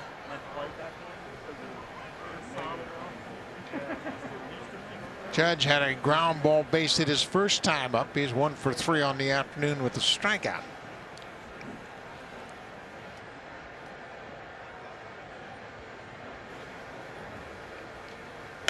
You know, Buck, jammed and fouls it out. There's infield in, then there's infield in when Aaron Judge is at the plate. And he's such a threat, and he hits the ball so hard. Look at the third baseman and the shortstop. I mean, that's it. They're playing halfway, but that's infield in with Aaron Judge at the plate. Yeah. Normally they'd be right up around on the grass.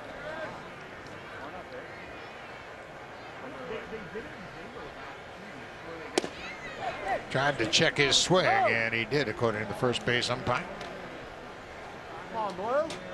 In the field move around over the course of the game. Ryan Willis started out the game at third base. He's now at first base.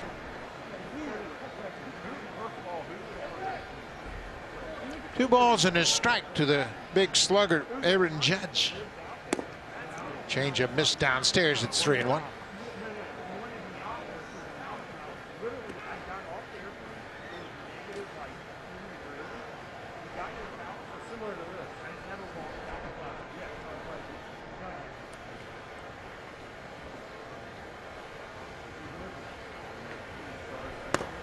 Upstairs, he walks him.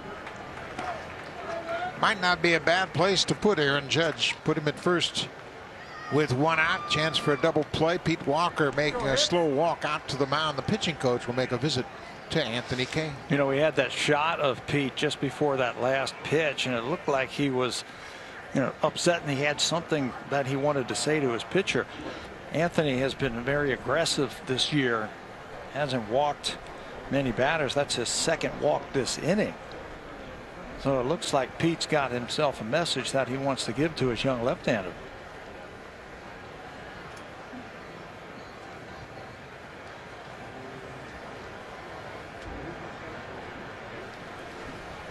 Fans, you can stream every regular season game live or on demand with MLB.TV online or on your favorite supported devices, as well as select spring training games. Blackouts and other restrictions apply. Visit MLB.com for details. We're at TD Ballpark in Dunedin, Florida. Top of the 6th inning, the Yankees have had a couple of big innings, 4 runs in the first, 3 in the third, and they have an 8-1 lead over the Jays. Aaron Hicks, the switch hitter, batting in the 3rd spot.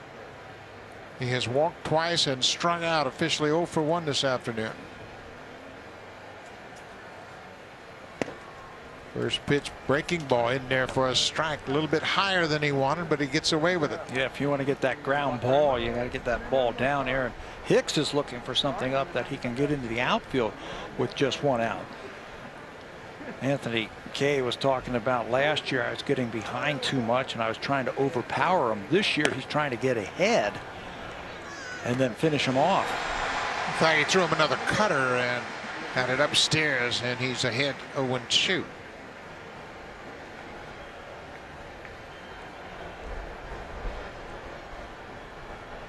The Blue Jays as a team have turned just 7 double plays this spring. This is in the air.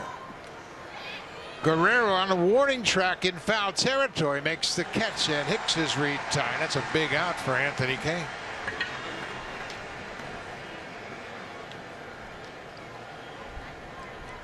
Two down now.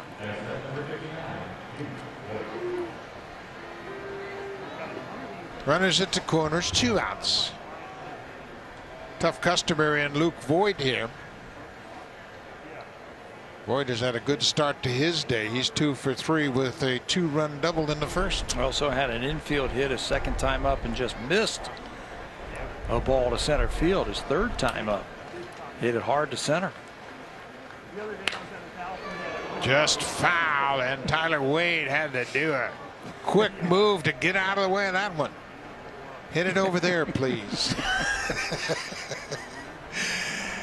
Wow. Not a good feeling. Now you're walking down the line and a big slugger at the plate, and he pulls it foul. Yeah, you take your lead off in foul territory for this, just in case you get hit. Whew. Boy, I tell you what, it's frightening how hard that ball comes off the bat. No balls in his strike. There's a big swing and a miss. 0-2.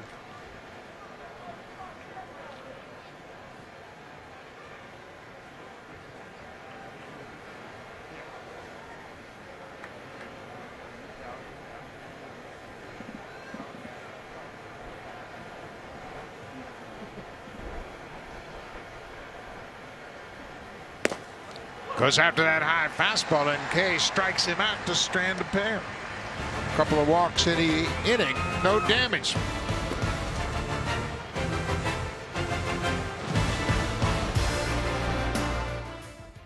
As they about hit the Blue Jays 10-4.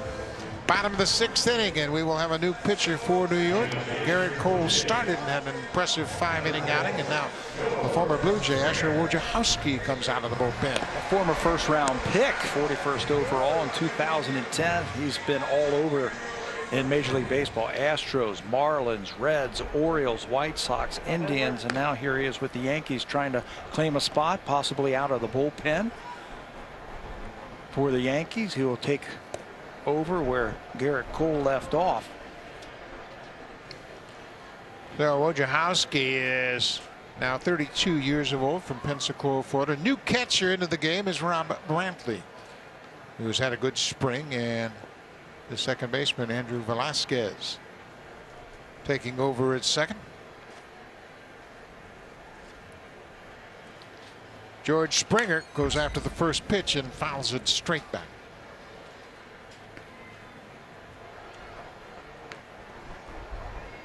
Springer is 0 for 2. A fly out and a strikeout. Called out on strikes in the third inning. Garrett Cole struck out the side in that third inning. High pop up into right field. Frazier a couple of steps back. Now he comes in, waits for it, and Springer's read time. One down here in the bottom of the sixth. As you get into this part of spring training, you want to get your regulars their at bats. You'll go up to George Springer or whoever, if you're Charlie Montoya, and say, you know, I want you to get 3 at bats, or I want you to get 4 at bats today. I want you to face these right-handers. I want you to face Cole. You know, they're not going to play 9 innings today, but they'll get their at bats in, they'll get their work in, and then they'll move down to that batting cage if they need some more work. Springer with 3 at bats this afternoon, now has 25 for the regular spring training. Here's Kevin Biggio. Pulls that pitch foul. It's a ball and a strike on the left field.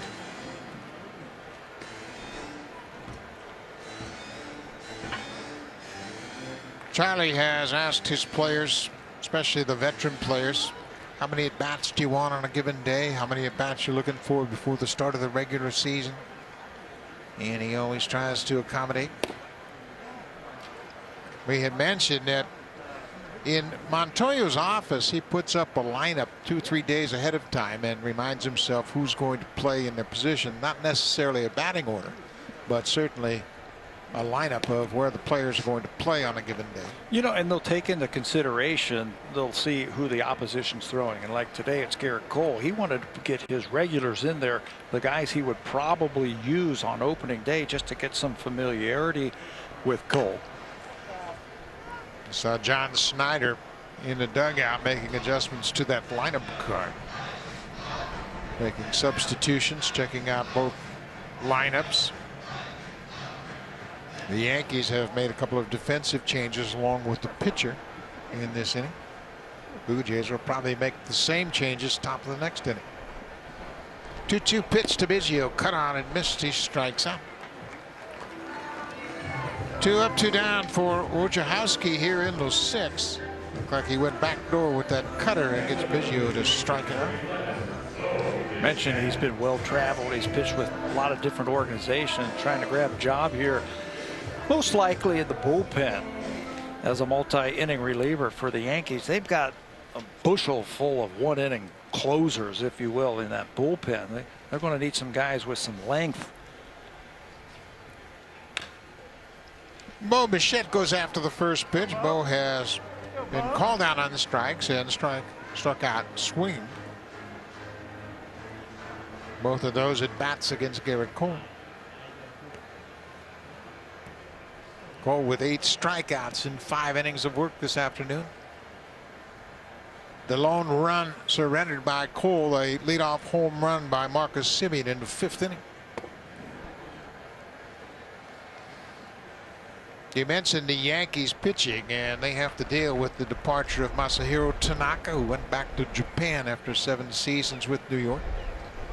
James Paxton, the left-hander from British Columbia, also left as a free agent, signed with the Seattle Mariners, his former team.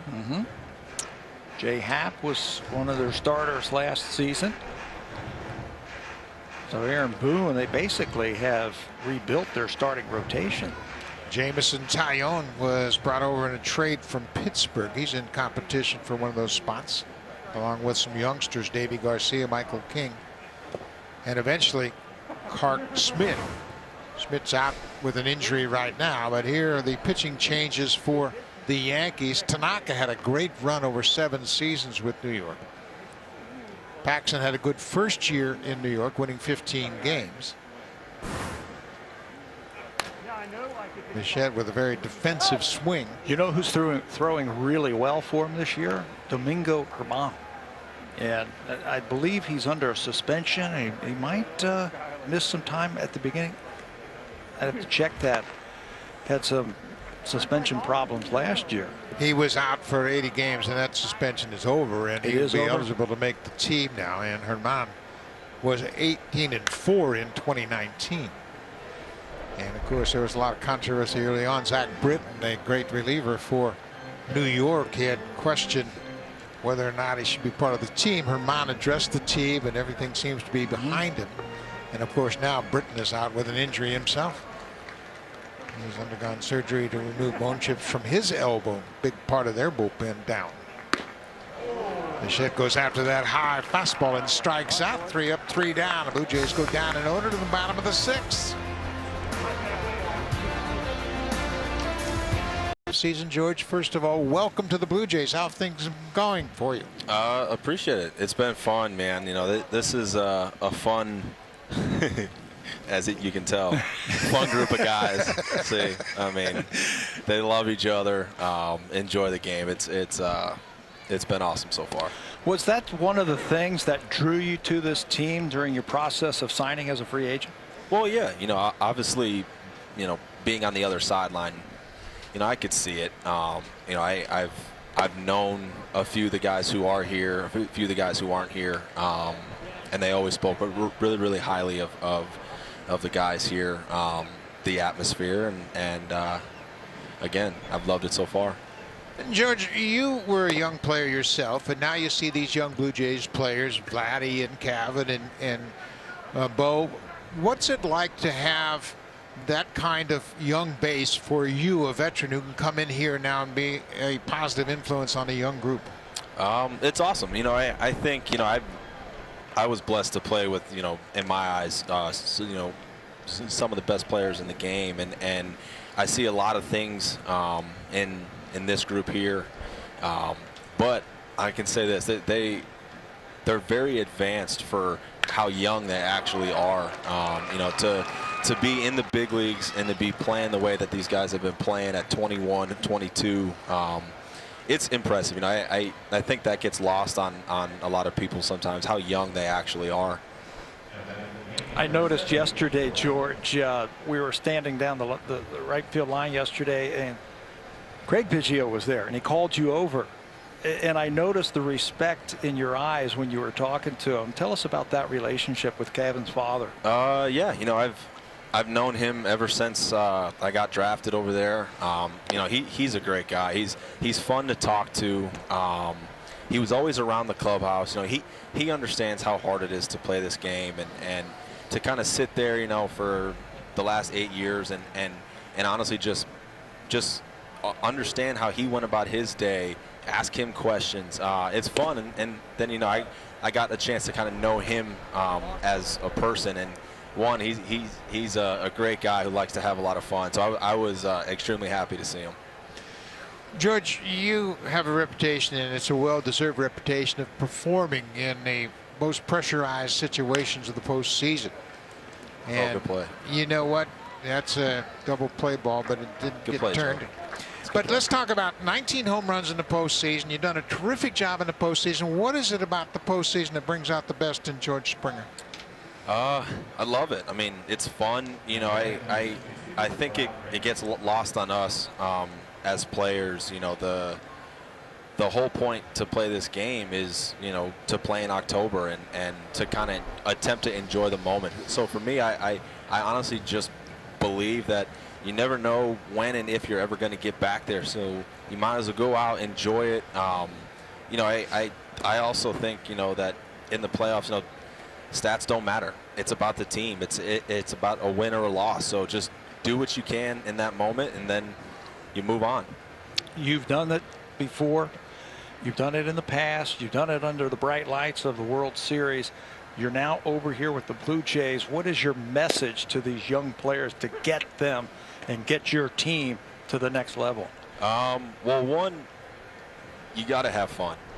This game's already hard enough, but two, you got to work hard. You know, you have to work hard. You have to play hard. You know, I understand that you're not always going to out-hit everybody every day. You're not always going to out-glove everybody every day, or, you know, out-pitch everybody. But, you know, if our effort is consistent and we play hard and aggressive and fast, you know, I think that'll be the standard. George, we're so happy you're here. We look forward to watching you in the regular season. Best of luck, and thank you for your time. I appreciate it, guys. Thanks. That's George Springer as we will go to the bottom of the 7th. Offensive team, and you add those two guys to the offensive team with their character and their discipline and their work ethic, it can only help this ball club. This is Tyler White, who is playing first base now, took over for Vladdy Guerrero. You see White played in Korea last year, former Houston Astro, now signed as a non-roster invitee to Blue Jays camp.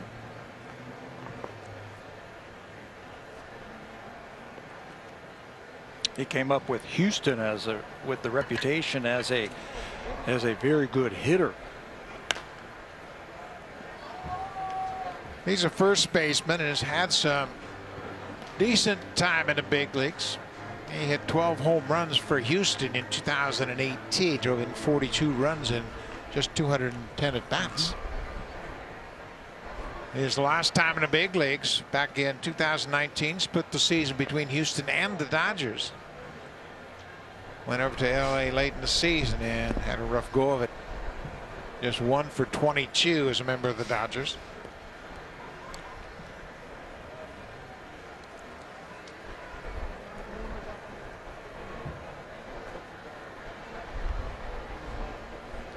Two balls and 2 strikes on the right-hand hitting White. Takes one upstairs, ball 3, 3-2. White is now 30 years old. He grew up in North Carolina, went to Western Carolina University.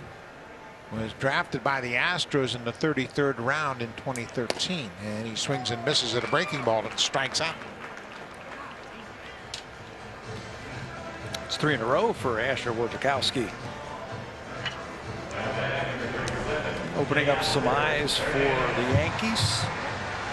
Possibly make this team in the bullpen. Well, he could be a multiple inning reliever, and Blue Jays, like the Yankees, have an abundance of 1-inning relievers, but managers love to have that guy that can come out of the pen and pitch 2, maybe 3 innings of relief and save your bullpen arms. Well, what if that starter gets knocked out in the 2nd inning? It's great to plan all you want. Hey, I'm going to get my starter. He's going to go 6, 7 innings, and I'll turn it over to my bullpen. But what if he gets a line drive off his foot and he has to leave in the 2nd inning, or he gets hit around? You have to be able to piece that thing together. And it's awfully nice to have relievers who can come in, and that's not a good sign right there. Asher Wojciechowski, something just happened to him. Boy, absolutely. As soon as he let that pitch go, he buckled over in some kind of pain, and there's no need to even speculate on the injury, but he's felt something. Steve Donahue, the longtime trainer for the Yankees, out to check with him, and he's out of the game. There is no idea of what it might have been, but watch his reaction after this pitch. Boy, that's unfortunate. He knew it right away. Oh, and this, you talk about a manager sweating out things. This is one of the things they sweat out, especially this time of the year. When you're down to the last 10 games or so, thinking about who's going to make your team and cutting down the roster to get the 26 point. And you can see he feels inside his right rib cage. Maybe it's a oblique muscle or something like that, but some kind of side injury has knocked him out of this game. Then buckled over in pain and recognized that something wasn't right, and he has left this ball game with an apparent injury, still on the bench checking with the training staff, and he is just going to let them know what he felt, and that's bad news for anybody, but especially this time of the year. You can see him reaching under his armpit, maybe a lat muscle or some kind of rib cage injury, but no reason for us to speculate on the extent of the injury. As you can see, he's talking about maybe he felt something grab him as he delivered that pitch. He threw 2 pitches to Teoscar Hernandez. He's out of the game. You know, and You mentioned this time of the year. I mean, he had an outstanding chance of making the team, but now you miss some time. It's going to set you back. And so it looks like an unfortunate injury for Asher Wojciechowski. So he is out of the ball game, and they'll go to the bullpen, and the new pitcher, Lucas Litke, will have as much time as he needs to get ready. What a nice surprise for the Yankees. We talk about Wojciechowski making the team. There's an excellent chance that Lucas Litke can make this team, has a chance. He's pitched some in the big leagues. He's bounced around from team to team, but he throws left-handed. He throws hard. He has some experience at the major league level, and he's having a very good camp for the Yankees. He has pitched very well for New York. He has made 6 appearances to this point. He has yet to give up an earned run. 6 1/3 innings of work, 4 hits allowed, walked 1 batter, and struck out 13. So certainly with the injury to Zach Britton, another left-handed arm down in that bullpen will be a welcome addition for Aaron Boone in this Yankees staff. They lost Adam Ottavino from this team from last year. They had a lot of really deep one-inning pitchers that they could run in there all the time. So now they need to rebuild that, if you will, with Britton being down. There goes Asher Wojciechowski to leave in the ball game.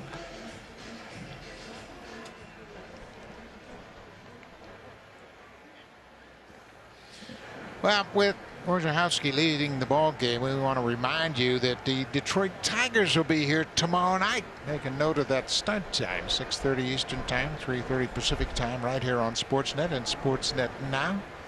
The Blue Jays and Tigers, they've seen a lot of each other. Of course, this spring, the spring training schedule has been pared down to limit travel. So the Yankees, Blue Jays, Phillies, and Tigers have all played each other an awful lot because of their proximity of their spring training sites. So Teoscar Hernandez steps in against the lefty with a 1-1 count. Okay, delivers a breaking ball. It's in there for a strike. We mentioned just 1 walk and 13 strikeouts for Litke so far this spring. Teoscar has been called out on strikes both times he's come to the plate, both of those against Garrett Cole.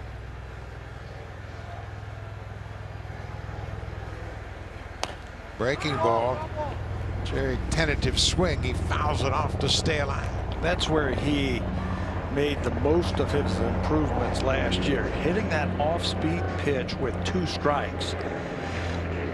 He's watched Bo Bichette do it over the last few years, where he cuts his swing down. His 2-strike approach has been better. He's closed off the field. He has thought about hitting the ball back through the middle. Last year, he did an outstanding job hitting with 2 strikes. You know, a lot of guys think about having a mental approach with 2 strikes. Hey, I want to put the bat on the ball. But until you get a mechanical approach, Teoscar eliminated his leg kick, kept his foot on the ground, much like Bo Bichette, and he was able to wait a little bit longer and give him that extra added time to decide whether to swing or take. You know, he also says he has changed his game plan just a little bit at the plate. As young hitters, you start to learn about yourself. You learn about your strengths, and you learn about your weaknesses, and you put yourself in certain situations against certain pitchers, and you try to find out things that you can build on, that you can improve on. Well, Teoscar now has some years under his belt. He's got some experience, and I think he understands the kind of hitter that he is. And his change of his game plan is to shorten things up just a little bit. I don't need to go up there looking for every pitch I need to hit. I can pick out 1 pitch in this situation and go and hit it. There's a high drive to right field. Frazier back looking up, and there's a 2-strike home run for Teoscar Hernandez. Almost on cue. Talk about changing your approach, and Teoscar knocks one out of the ballpark to right center. You know, a couple of things to look at when we see Teoscar swing as he makes his way around the bases. That's his first home run of the spring, and it was a beauty. We were just talking about a two-strike approach and not overdoing it and not over-swinging and cutting down your swing, maybe hitting the ball to right field. That's why he's got such a big smile on his face, because he's really happy with his game plan and his execution of that game plan. Well, and if you're going to hit a home run, boy, that's a great sign to hit it to the opposite field. His first long ball of the spring. Santiago Espinal with his first at bat, and here's a picture perfect swing. Very low, compact strike, and he stayed on it. Not much of a leg kick at all.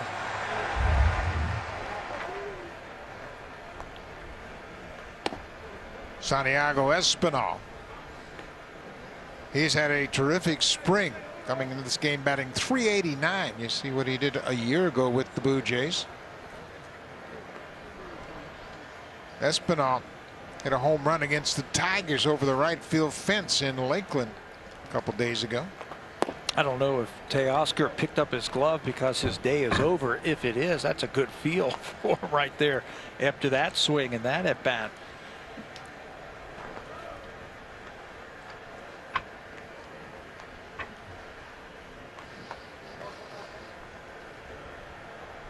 Two and one to Espinal. That ball is pulled foul down the third baseline.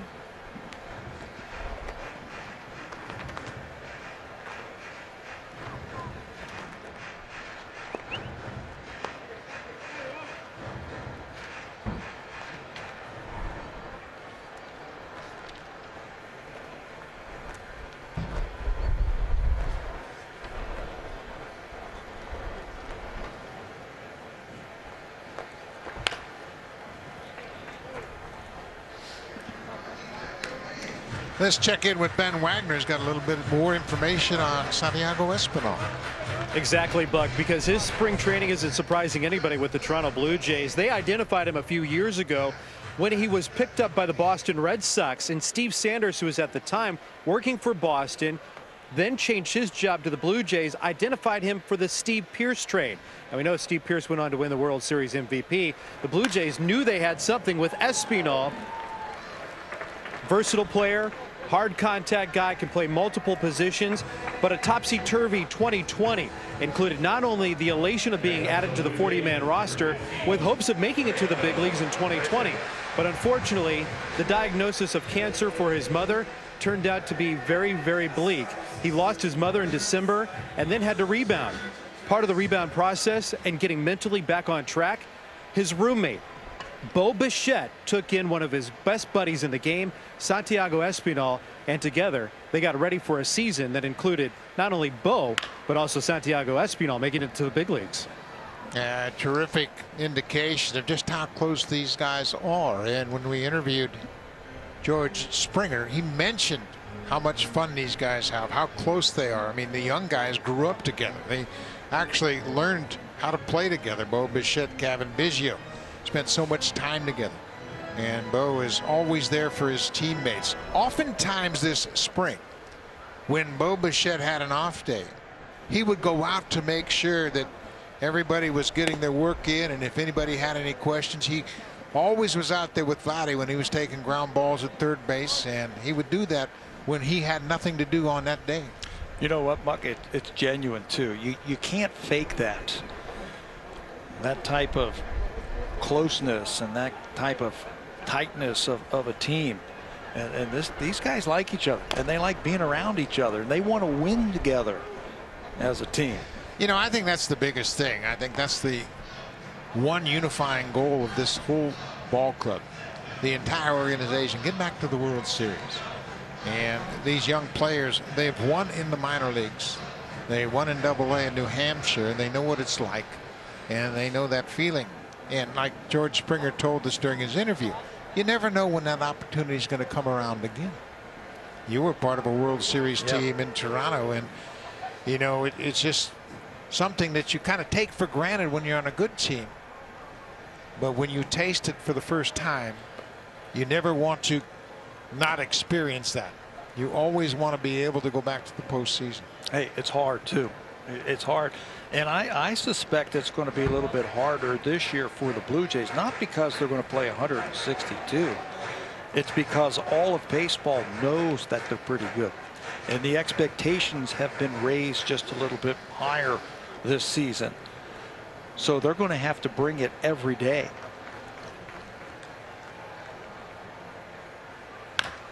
Grichuk bounces it towards shortstop. Tough play for Wade. He's able to fire in time.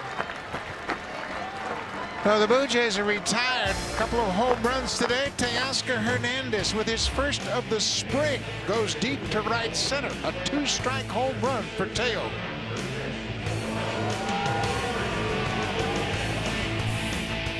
Number 8-2. New third baseman is Kevin Smith. Takes over for Joe Panik, who started at third this afternoon. Josh Palacios takes over in right field for Teoscar Hernandez, and Palacios had a good spring. Anthony Kay continues to work. This is his third inning of work. Tyro Estrada, the third baseman, pulls this one foul on a breaking ball. Estrada hit a 3-run home run in the third inning. He is 1 for 2 with a walk. I like what I see from Anthony Kay today. They are again building him up to be a starter. They talk about him being in the contention for the rotation. In all likelihood, it'll probably be in AAA. And in case anybody gets hurt or something happens, they'll have that depth for him to move up. Yeah, I see him as a starter. Yeah, they did a good job coming out of the pen last year, but they want to build him up. He, Thomas Hatch, make them starters. Thomas Hatch, of course, has an elbow injury. He left his start a few days ago, and we have not heard about an extended projection for when he might return to throwing. Of course, Nate Pearson isn't throwing at the moment, too, and both of those were considered to be starting contenders. High fly ball into center. Jonathan Davis is there. He makes an easy play. 1 out. So the Blue Jays have had a couple of disappointing injuries. Hatch got a late start to his spring and threw the ball well in his outing, and then came up with a sore elbow. He left the ball game in his second outing. Some encouraging words today from Ryu, who pitched on the side, and Julian Merriweather also threw today. Merriweather, he's been slow because of a back issue, and he got a chance to pitch in a simulated game. Ryu really stretched it out. I believe he threw 70 pitches this afternoon in a simulated game against his teammates. And when you think about Merriweather, he threw so well last year and had some issues, and that's been his history. Today he threw 34 pitches, pitched 2 innings, gave up 2 hits, and struck out 2 in that simulated game. Ryu earlier this morning threw 77 pitches. He pitched 5 innings, gave up 3 hits, walked a batter, and struck out 5. He's thrown the ball very well. Yeah. And this would again normally be his day. They're playing the Yankees. They don't want to showcase him today against the Yankees, so he'll go over to the complex, and he threw his sim game down there. It's the same thing. You get your pitch count up, you have some up and downs where you're pitching, and then you sit down for a while you simulate the other team hitting, then you go back out there and simulate the game. And of course, the matchup appears to be set with Garrett Cole pitching today against the Blue Jays and Ryu pitching in a simulated game. They will more than likely match up on April 1st at Yankee Stadium.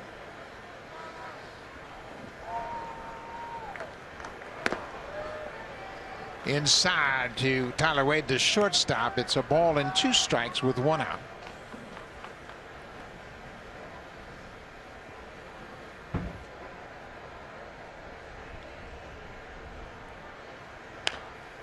Foul back out of play. It stays 1-2. Hyun-Jin Ryu, you look at what he has done since 2018. He's been one of the best pitchers in baseball. The ERA plus, major league ranked, not the American League, major league ranked. Average is 100. So he's had 173, which is second in all of baseball, and all the other numbers, truly show you he's an ace.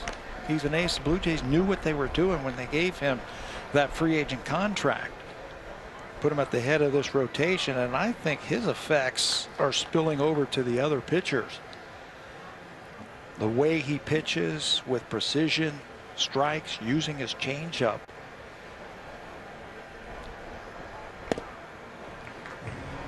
Good pitch right there by Anthony Kay. 96 miles an hour with the heater. He finally dispatches Tyler Wade, who was putting up a tough battle. Ever since Pete Walker went out there and had something to say to him, he's been a little bit more aggressive, and he's used his fastball a little bit more also. Pete Walker is a terrific pitching coach, and I think one indication of just how well respected he is how quickly Robbie Ray re-signed with the Blue Jays. There's a one-pitch ground ball to the shortstop. Greg Allen's retired. Good inning by Anthony Kay. Pete Walker has done a terrific job all spring long. Tron's Ice Cream House. You've done that before, I know. On one or more occasions.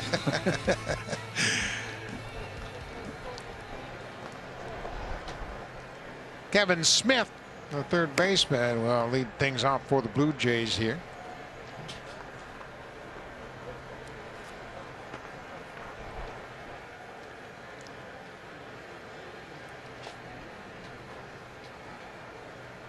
Smith batting 167 for the spring. This is his 11th game. He has not started much and has had just 12 at bats, 2 for 12 for the spring.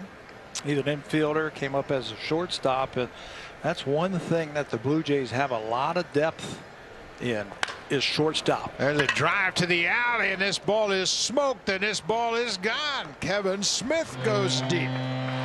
Third Blue Jay home run of the afternoon. His first RBI, his first home run of the spring. Hits it up onto that walkway in deep left center. A couple of years ago, he was a 20-20 man right here in this ballpark when he played for the Dunedin Blue Jays, the high A affiliate of the Florida State League. It shows you that, hey, I've hit in this ballpark before, and I like what I see. That was a breaking ball that came right into the happy zone.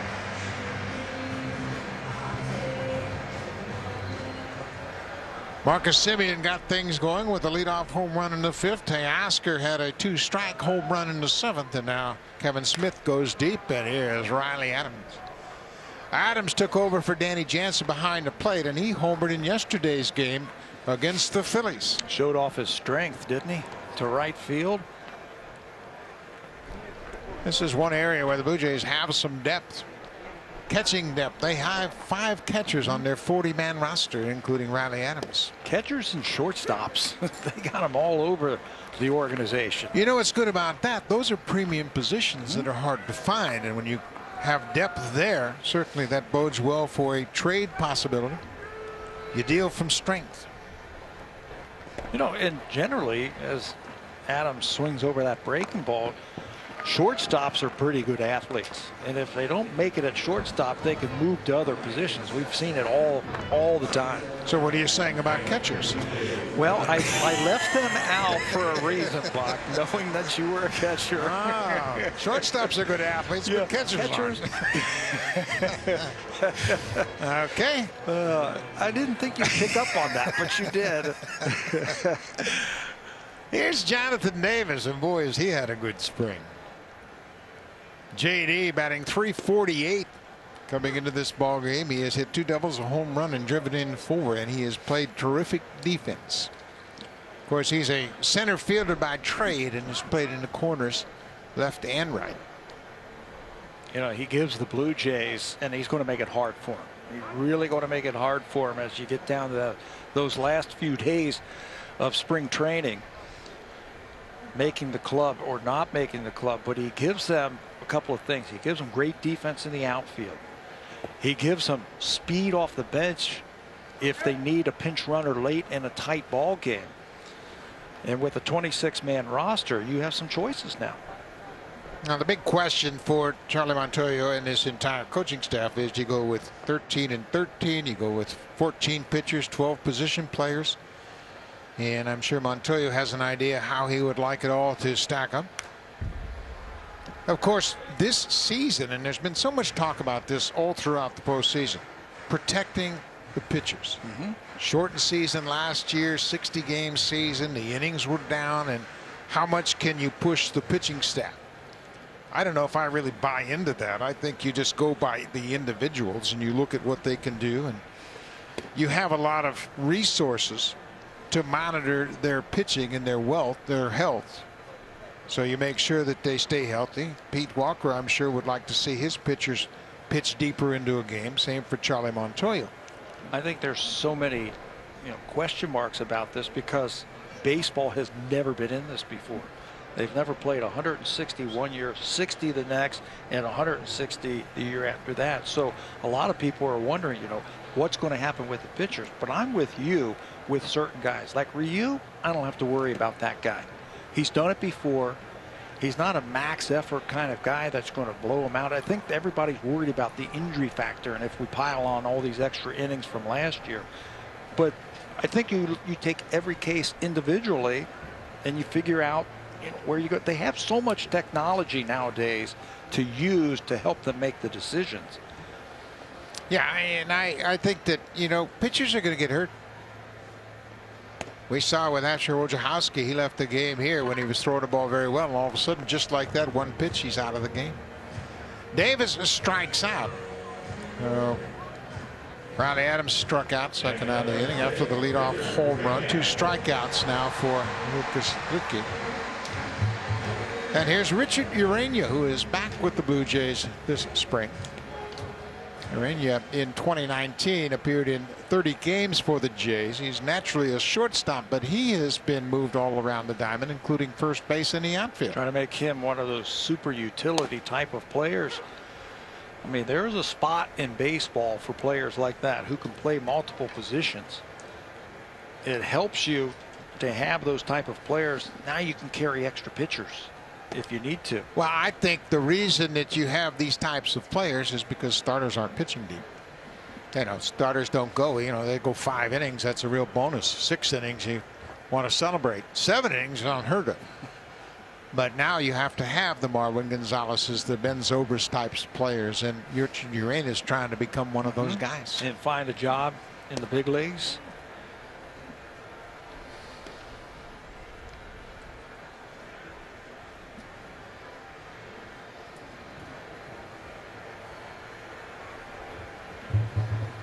Two balls and a strike to Urania. He pops this one out of play. Now it's 2-2. Richard has been around a while, but he's still only 25 years old. He first came up with the Blue Jays in 2017 as a 21-year-old, got into 21 games that year. He played pretty well in limited action in 2018, hit .293.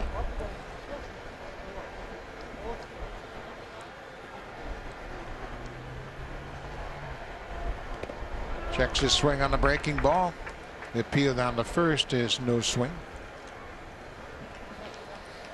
It's a tough job, to ask a young player to play those different positions, but sometimes that's what it takes to keep you in the big leagues. And you come to these games as a young player like this. If you don't make it here, there's always scouts. There's always somebody watching. So you have a good spring. Maybe somebody trades for you. You run out of options. There's a line drive down the left field line. That should be 2. Urania's around first. The ball goes all the way up against the wall. Allen plays it back in, and Richard Urania with a 2-out double. There you go. That's what I'm talking about. We see all the scouts sitting down here in front of us. They're taking a look at all of these players. They're trying to put their organization, finding players that they might need a utility type of player. Richard Urania with a nice at bat there, taking that pitch on the inside part of the plate. And when you have that kind of pitch down and in like that, it's a double. Hustle yourself into second base.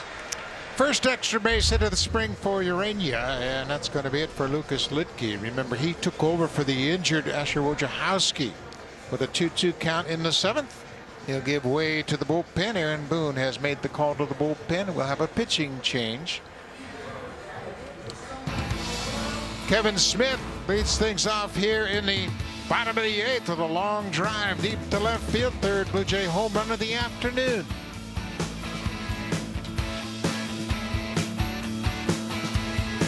Yeah, it's a beautiful gift shop with everything you'd like to get Blue Jays oriented. Nice addition to this ballpark.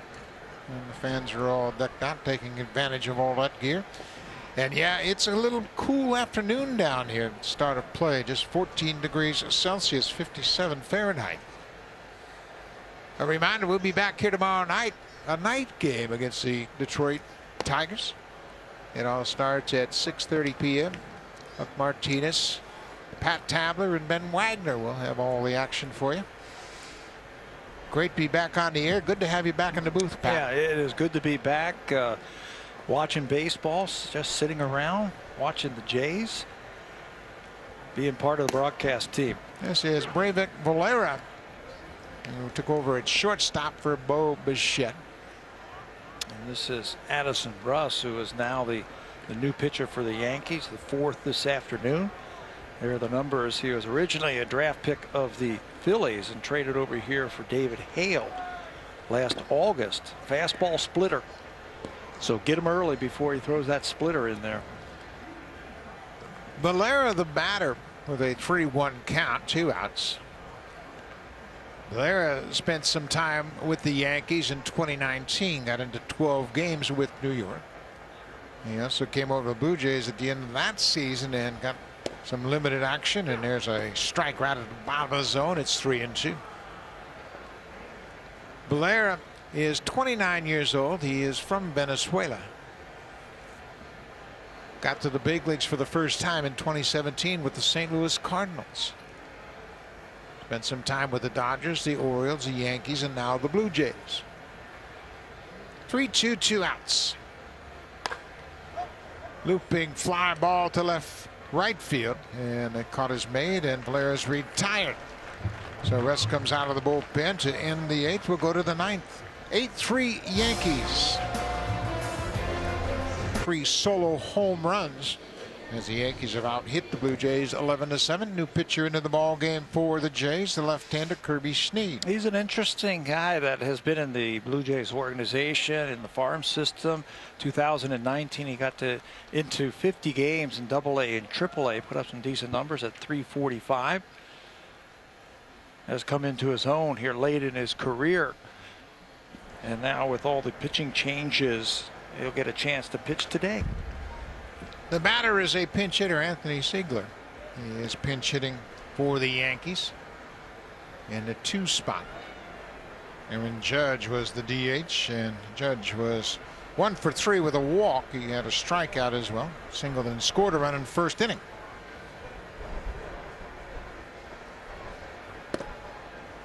Snead is 26 years old, the 10th round pick of the Blue Jays in 2016 out of the University of Florida.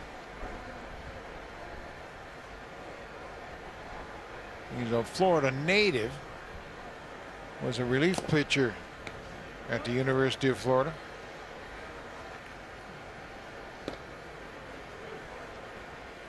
As Pat mentioned, 2019 split time between AA and AAA.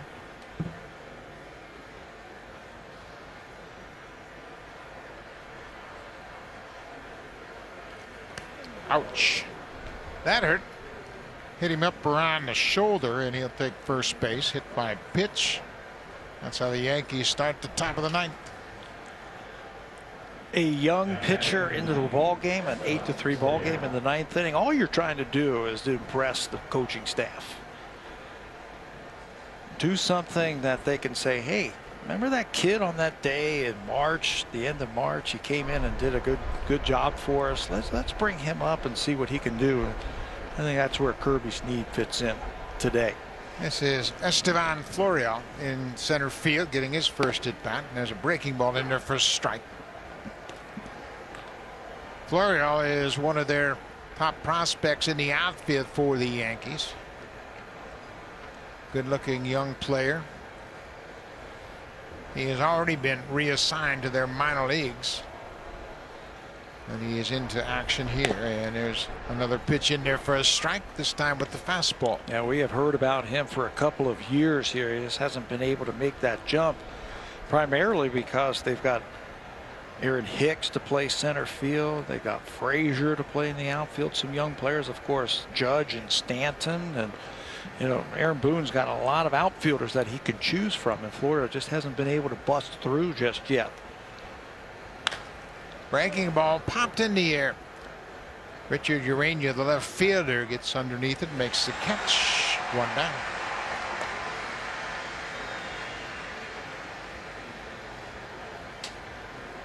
Urania playing in left field. Calvin Biggio got the start in left field. His first start in the outfield this spring. Biggio will be the regular third baseman for the Blue Jays. Kirby Snead checking to see who has coverage at second base with the base runner at first. Ryan LeMaire took over in right field. He is now batting in the cleanup spot.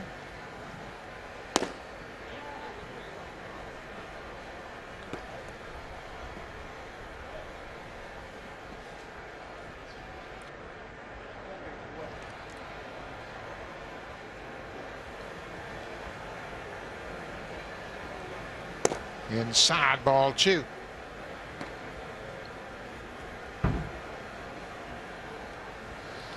The bullpen was an issue last year, and Pete Walker, the pitching coach, recognized that. They threw too many pitches per inning, too many walks, and the ERA was 12th in the American League. So with that, they went out and added some veterans, Kirby Yates most notably, Tyler Chatwood. They brought back David Phelps. And the bullpen has been lights out so far, and we'll get to see most of those relievers tomorrow night in the ball game. Yeah, stay healthy. They've got a chance to be pretty good. Fly ball to right field. Palacios has room. He makes the catch. Lemaire's retired. Part of the problem, Buck, was that first line where it said pitches per inning. 18, that is way too much.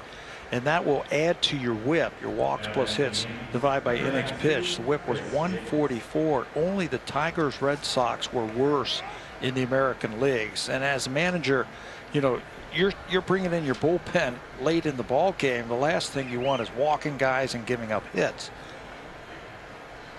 And the relief ERA is so important. This is Chris Gittens, the first baseman, getting his first plate appearance of the afternoon. To give you an idea, the bullpen in 2020, Oakland led the league in bullpen ERA with a 2.72 earned run average. Tampa Bay was second. Cleveland and Minnesota, of course, good ball clubs generally have good relief corps, and that's what Blue Jays is trying to put together this spring. Shut down innings. That's what you're looking for from your bullpen. Their on base, their opponent's batting average last year was 261 out of the bullpen.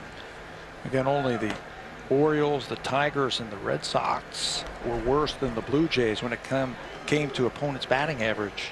Kirby Yates was an all-star in 2019 with the Padres. He had 41 saves. And he is healthy again after missing time last year with an elbow issue. There's a little looper in the center. That'll drop for a base hit. Base runner goes first to third as Sigler goes first to third on the base hit by Chris Gittens.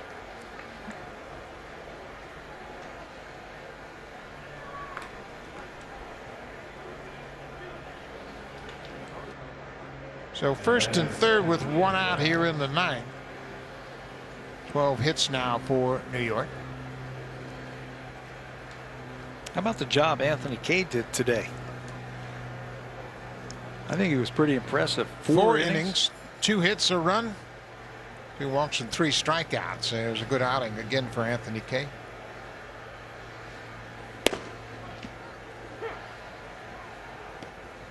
Andrew Velasquez, the shortstop, takes a first pitch strike from Kirby Snead.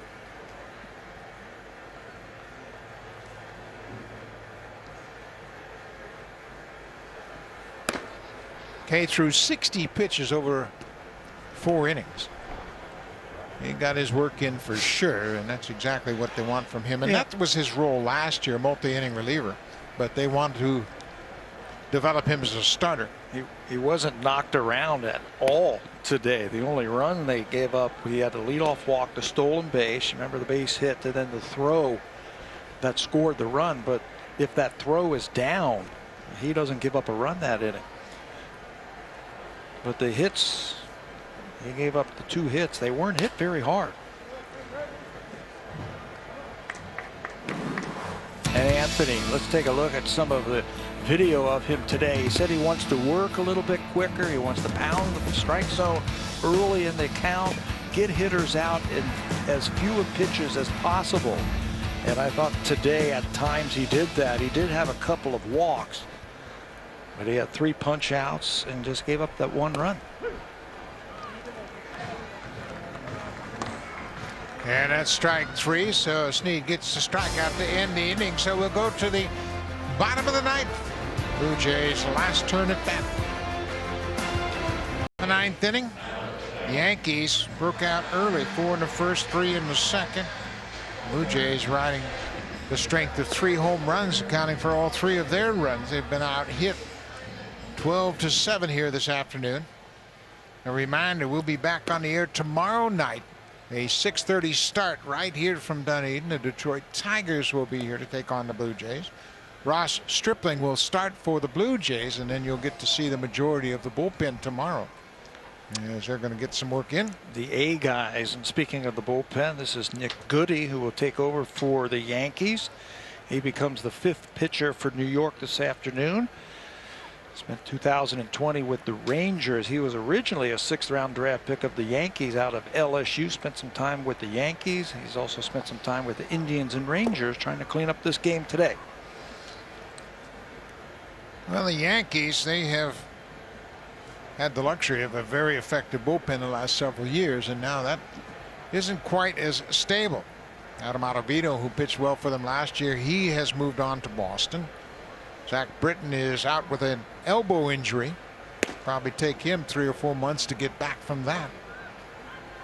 Aroldis Chapman has developed a new pitch. He's using that splitter quite a bit this spring. That's bad news for the hitters. They always have those guys who come in and throw it 100 miles an hour. But it's down just a little bit this year. They're still going to be good. No question about that. But they're going to be, excuse me, Buck, they're going to look different. No Tanaka. We talked about that earlier. No Tanaka, no Jay Happ, no James Paxton. Yeah, they have turned it over a little bit, and obviously that bullpen. Chapman will be the closer, of course. There's a drive down the left field line. If it's fair, it's trouble, and that is a fair ball off the wall. Tyler White is headed for second with a leadoff double here in the 9th. For White, that's his first extra base hit of the spring. Coming into the game, he was 1 for 22. That's his second at bat this afternoon. That's got to feel good. A fastball center cut. Be ready to hit the fastball when you're leading off in the 9th inning and you're down by 5 runs. Goody's going to challenge him with that fastball, and he just misses, hitting it over the wall. This is Josh Palacios getting his first at bat of the spring, and he's had quite a spring. .417 average for Palacios. He's hit 2 homers. He has 2 doubles, 2 triples, and 2 home runs. He's put on quite a show. And he's played great defense in right field this spring. We were talking earlier, a couple of innings ago, about young kids coming up, playing in the game. The end of March, and maybe doing something to open up eyes so that manager remembers you. Charlie Montoya talked about that in one of his Zoom calls about the job that Palacios been doing. He said, he's definitely opened my eyes. And I said, hey, this guy can play. Palacios is 25 years old. He was born in Brooklyn, played at Auburn University in Alabama.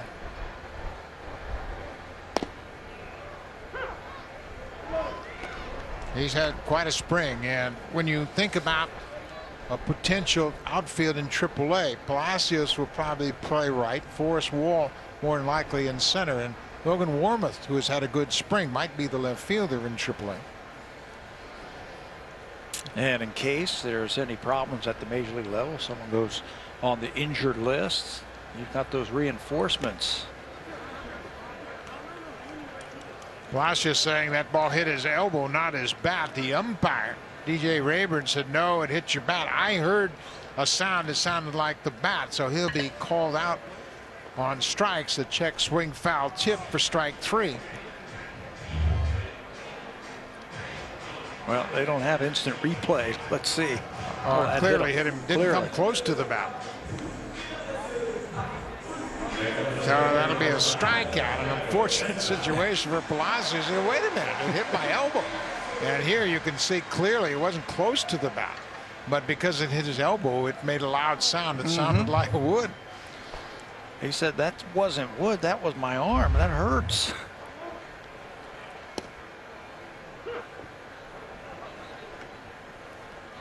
Santiago Espinal took over at second base and lined out to the shortstop his previous at bat. Tyler White's at second with a leadoff double here in the ninth.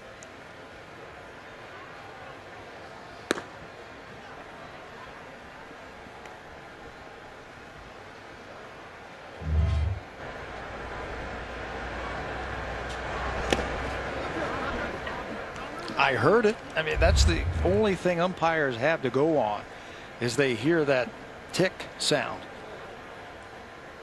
Yeah, and like you said, they don't have the luxury of instant replay here in spring training. That ball gets away, but not far enough for White to advance.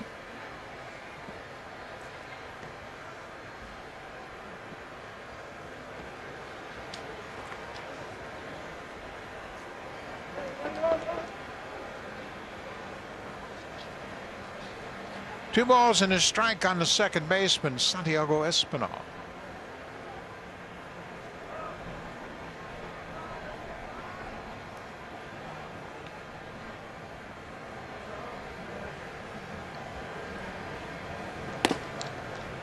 There's a strike. It's now 2-2.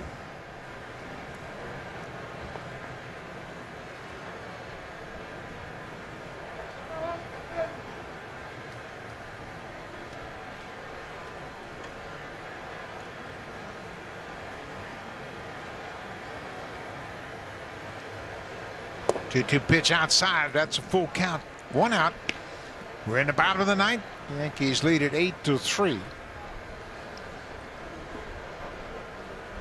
This is the 20th game the Blue Jays have played this spring. Came into this game with an 11-7 record. They had a 2-2 tie against Pittsburgh early in the spring.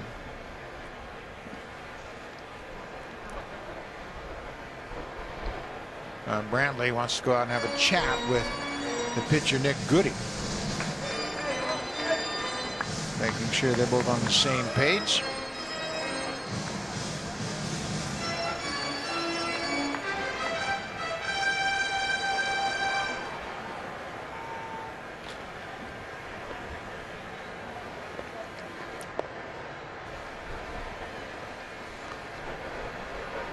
Here's a 3-2 pitch, popped in the air into center, not deep. Oriel goes back, he makes the catch. White will take a couple of steps toward third and stop right there. 2 down. So there'll be a pinch hitter here in the ninth with 2 outs. It'll be Miguel Geraldo. Geraldo, an infielder, just 20 years old. You know, we talk about the Blue Jays having a lot of infielders, young infielders in the minor league system. This is one of them. I got a chance to watch this guy hit yesterday. For a 20-year-old, he's advanced and he's got some pop. Watch this guy's approach at the plate, and he doesn't get cheated. He's only had 2 at-bats this spring, but he's a guy that can swing the bat. He has really done a nice job in the minors at Bluefield in 2019.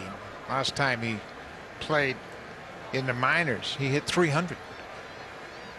Had 7 home runs, drove in 37 runs in 56 games. You know, you don't start looking at those power numbers when they're teenagers. When they start to grow up, they get a little bit stronger, a little bit physical. Then the ball starts carrying just a little bit further. As a young player, again, he's only just 20 years old. You watch his approach at the plate. Look at the fearlessness. He's right on top of home plate. I mean, he is not afraid of these guys. We saw that yesterday. Look how close he is to the plate. 2-0. You know he'll be hacking here. How did you know that? I saw him yesterday. Yeah. He hit a long foul ball yesterday over in Clearwater against the Phillies. As we mentioned, this is just his third at bat of the spring.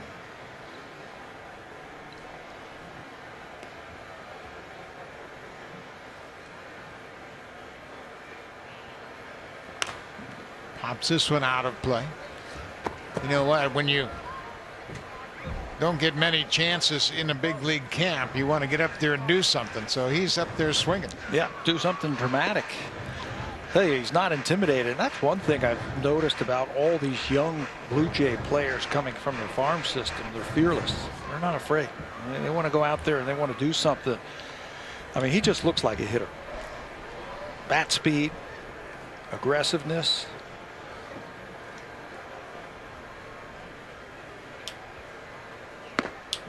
Tried to check his swing. He goes around too far, and that'll do it. The Blue Jays are retired in the bottom of the ninth. The Yankees broke out early, scored 4 in the first, 3 in the second. They win it 8-3, and Garrett Cole was pretty tough today. Yeah, he was. 5 innings. He had 8 strikeouts. He seemed like ahead of the hitters all day long. He only gave up the 1 run. That was the home run. Blue Jays had 3 home runs today. The Blue Jays were held pretty quiet all day long, but they hit 3 home runs as Marcus Semien goes deep in the 5th inning, a leadoff home run in the 5th. And then Teoscar Hernandez with 2 strikes battles tough and gets a fastball out over the plate, drives it out of the ballpark in right center, his first of the spring. Might be the prettiest swing of the afternoon by the Blue Jays. Stay back on that play. That gave him a smile on his face. A good feel for Teoscar. Charlie Montoya's team come out on the wrong side of an 8-3 ball game this afternoon. For those of you listening on the radio, stay tuned. Jays Talk is up next on the Blue Jays Radio Network. We will be back with you tomorrow night, 6:30 start. The Blue Jays will take on the Detroit Tigers. And we want to thank you for watching today. We look forward to talking to you once again tomorrow. Yankees win at 8-3. Thanks for watching, everybody. Have a great rest of your night.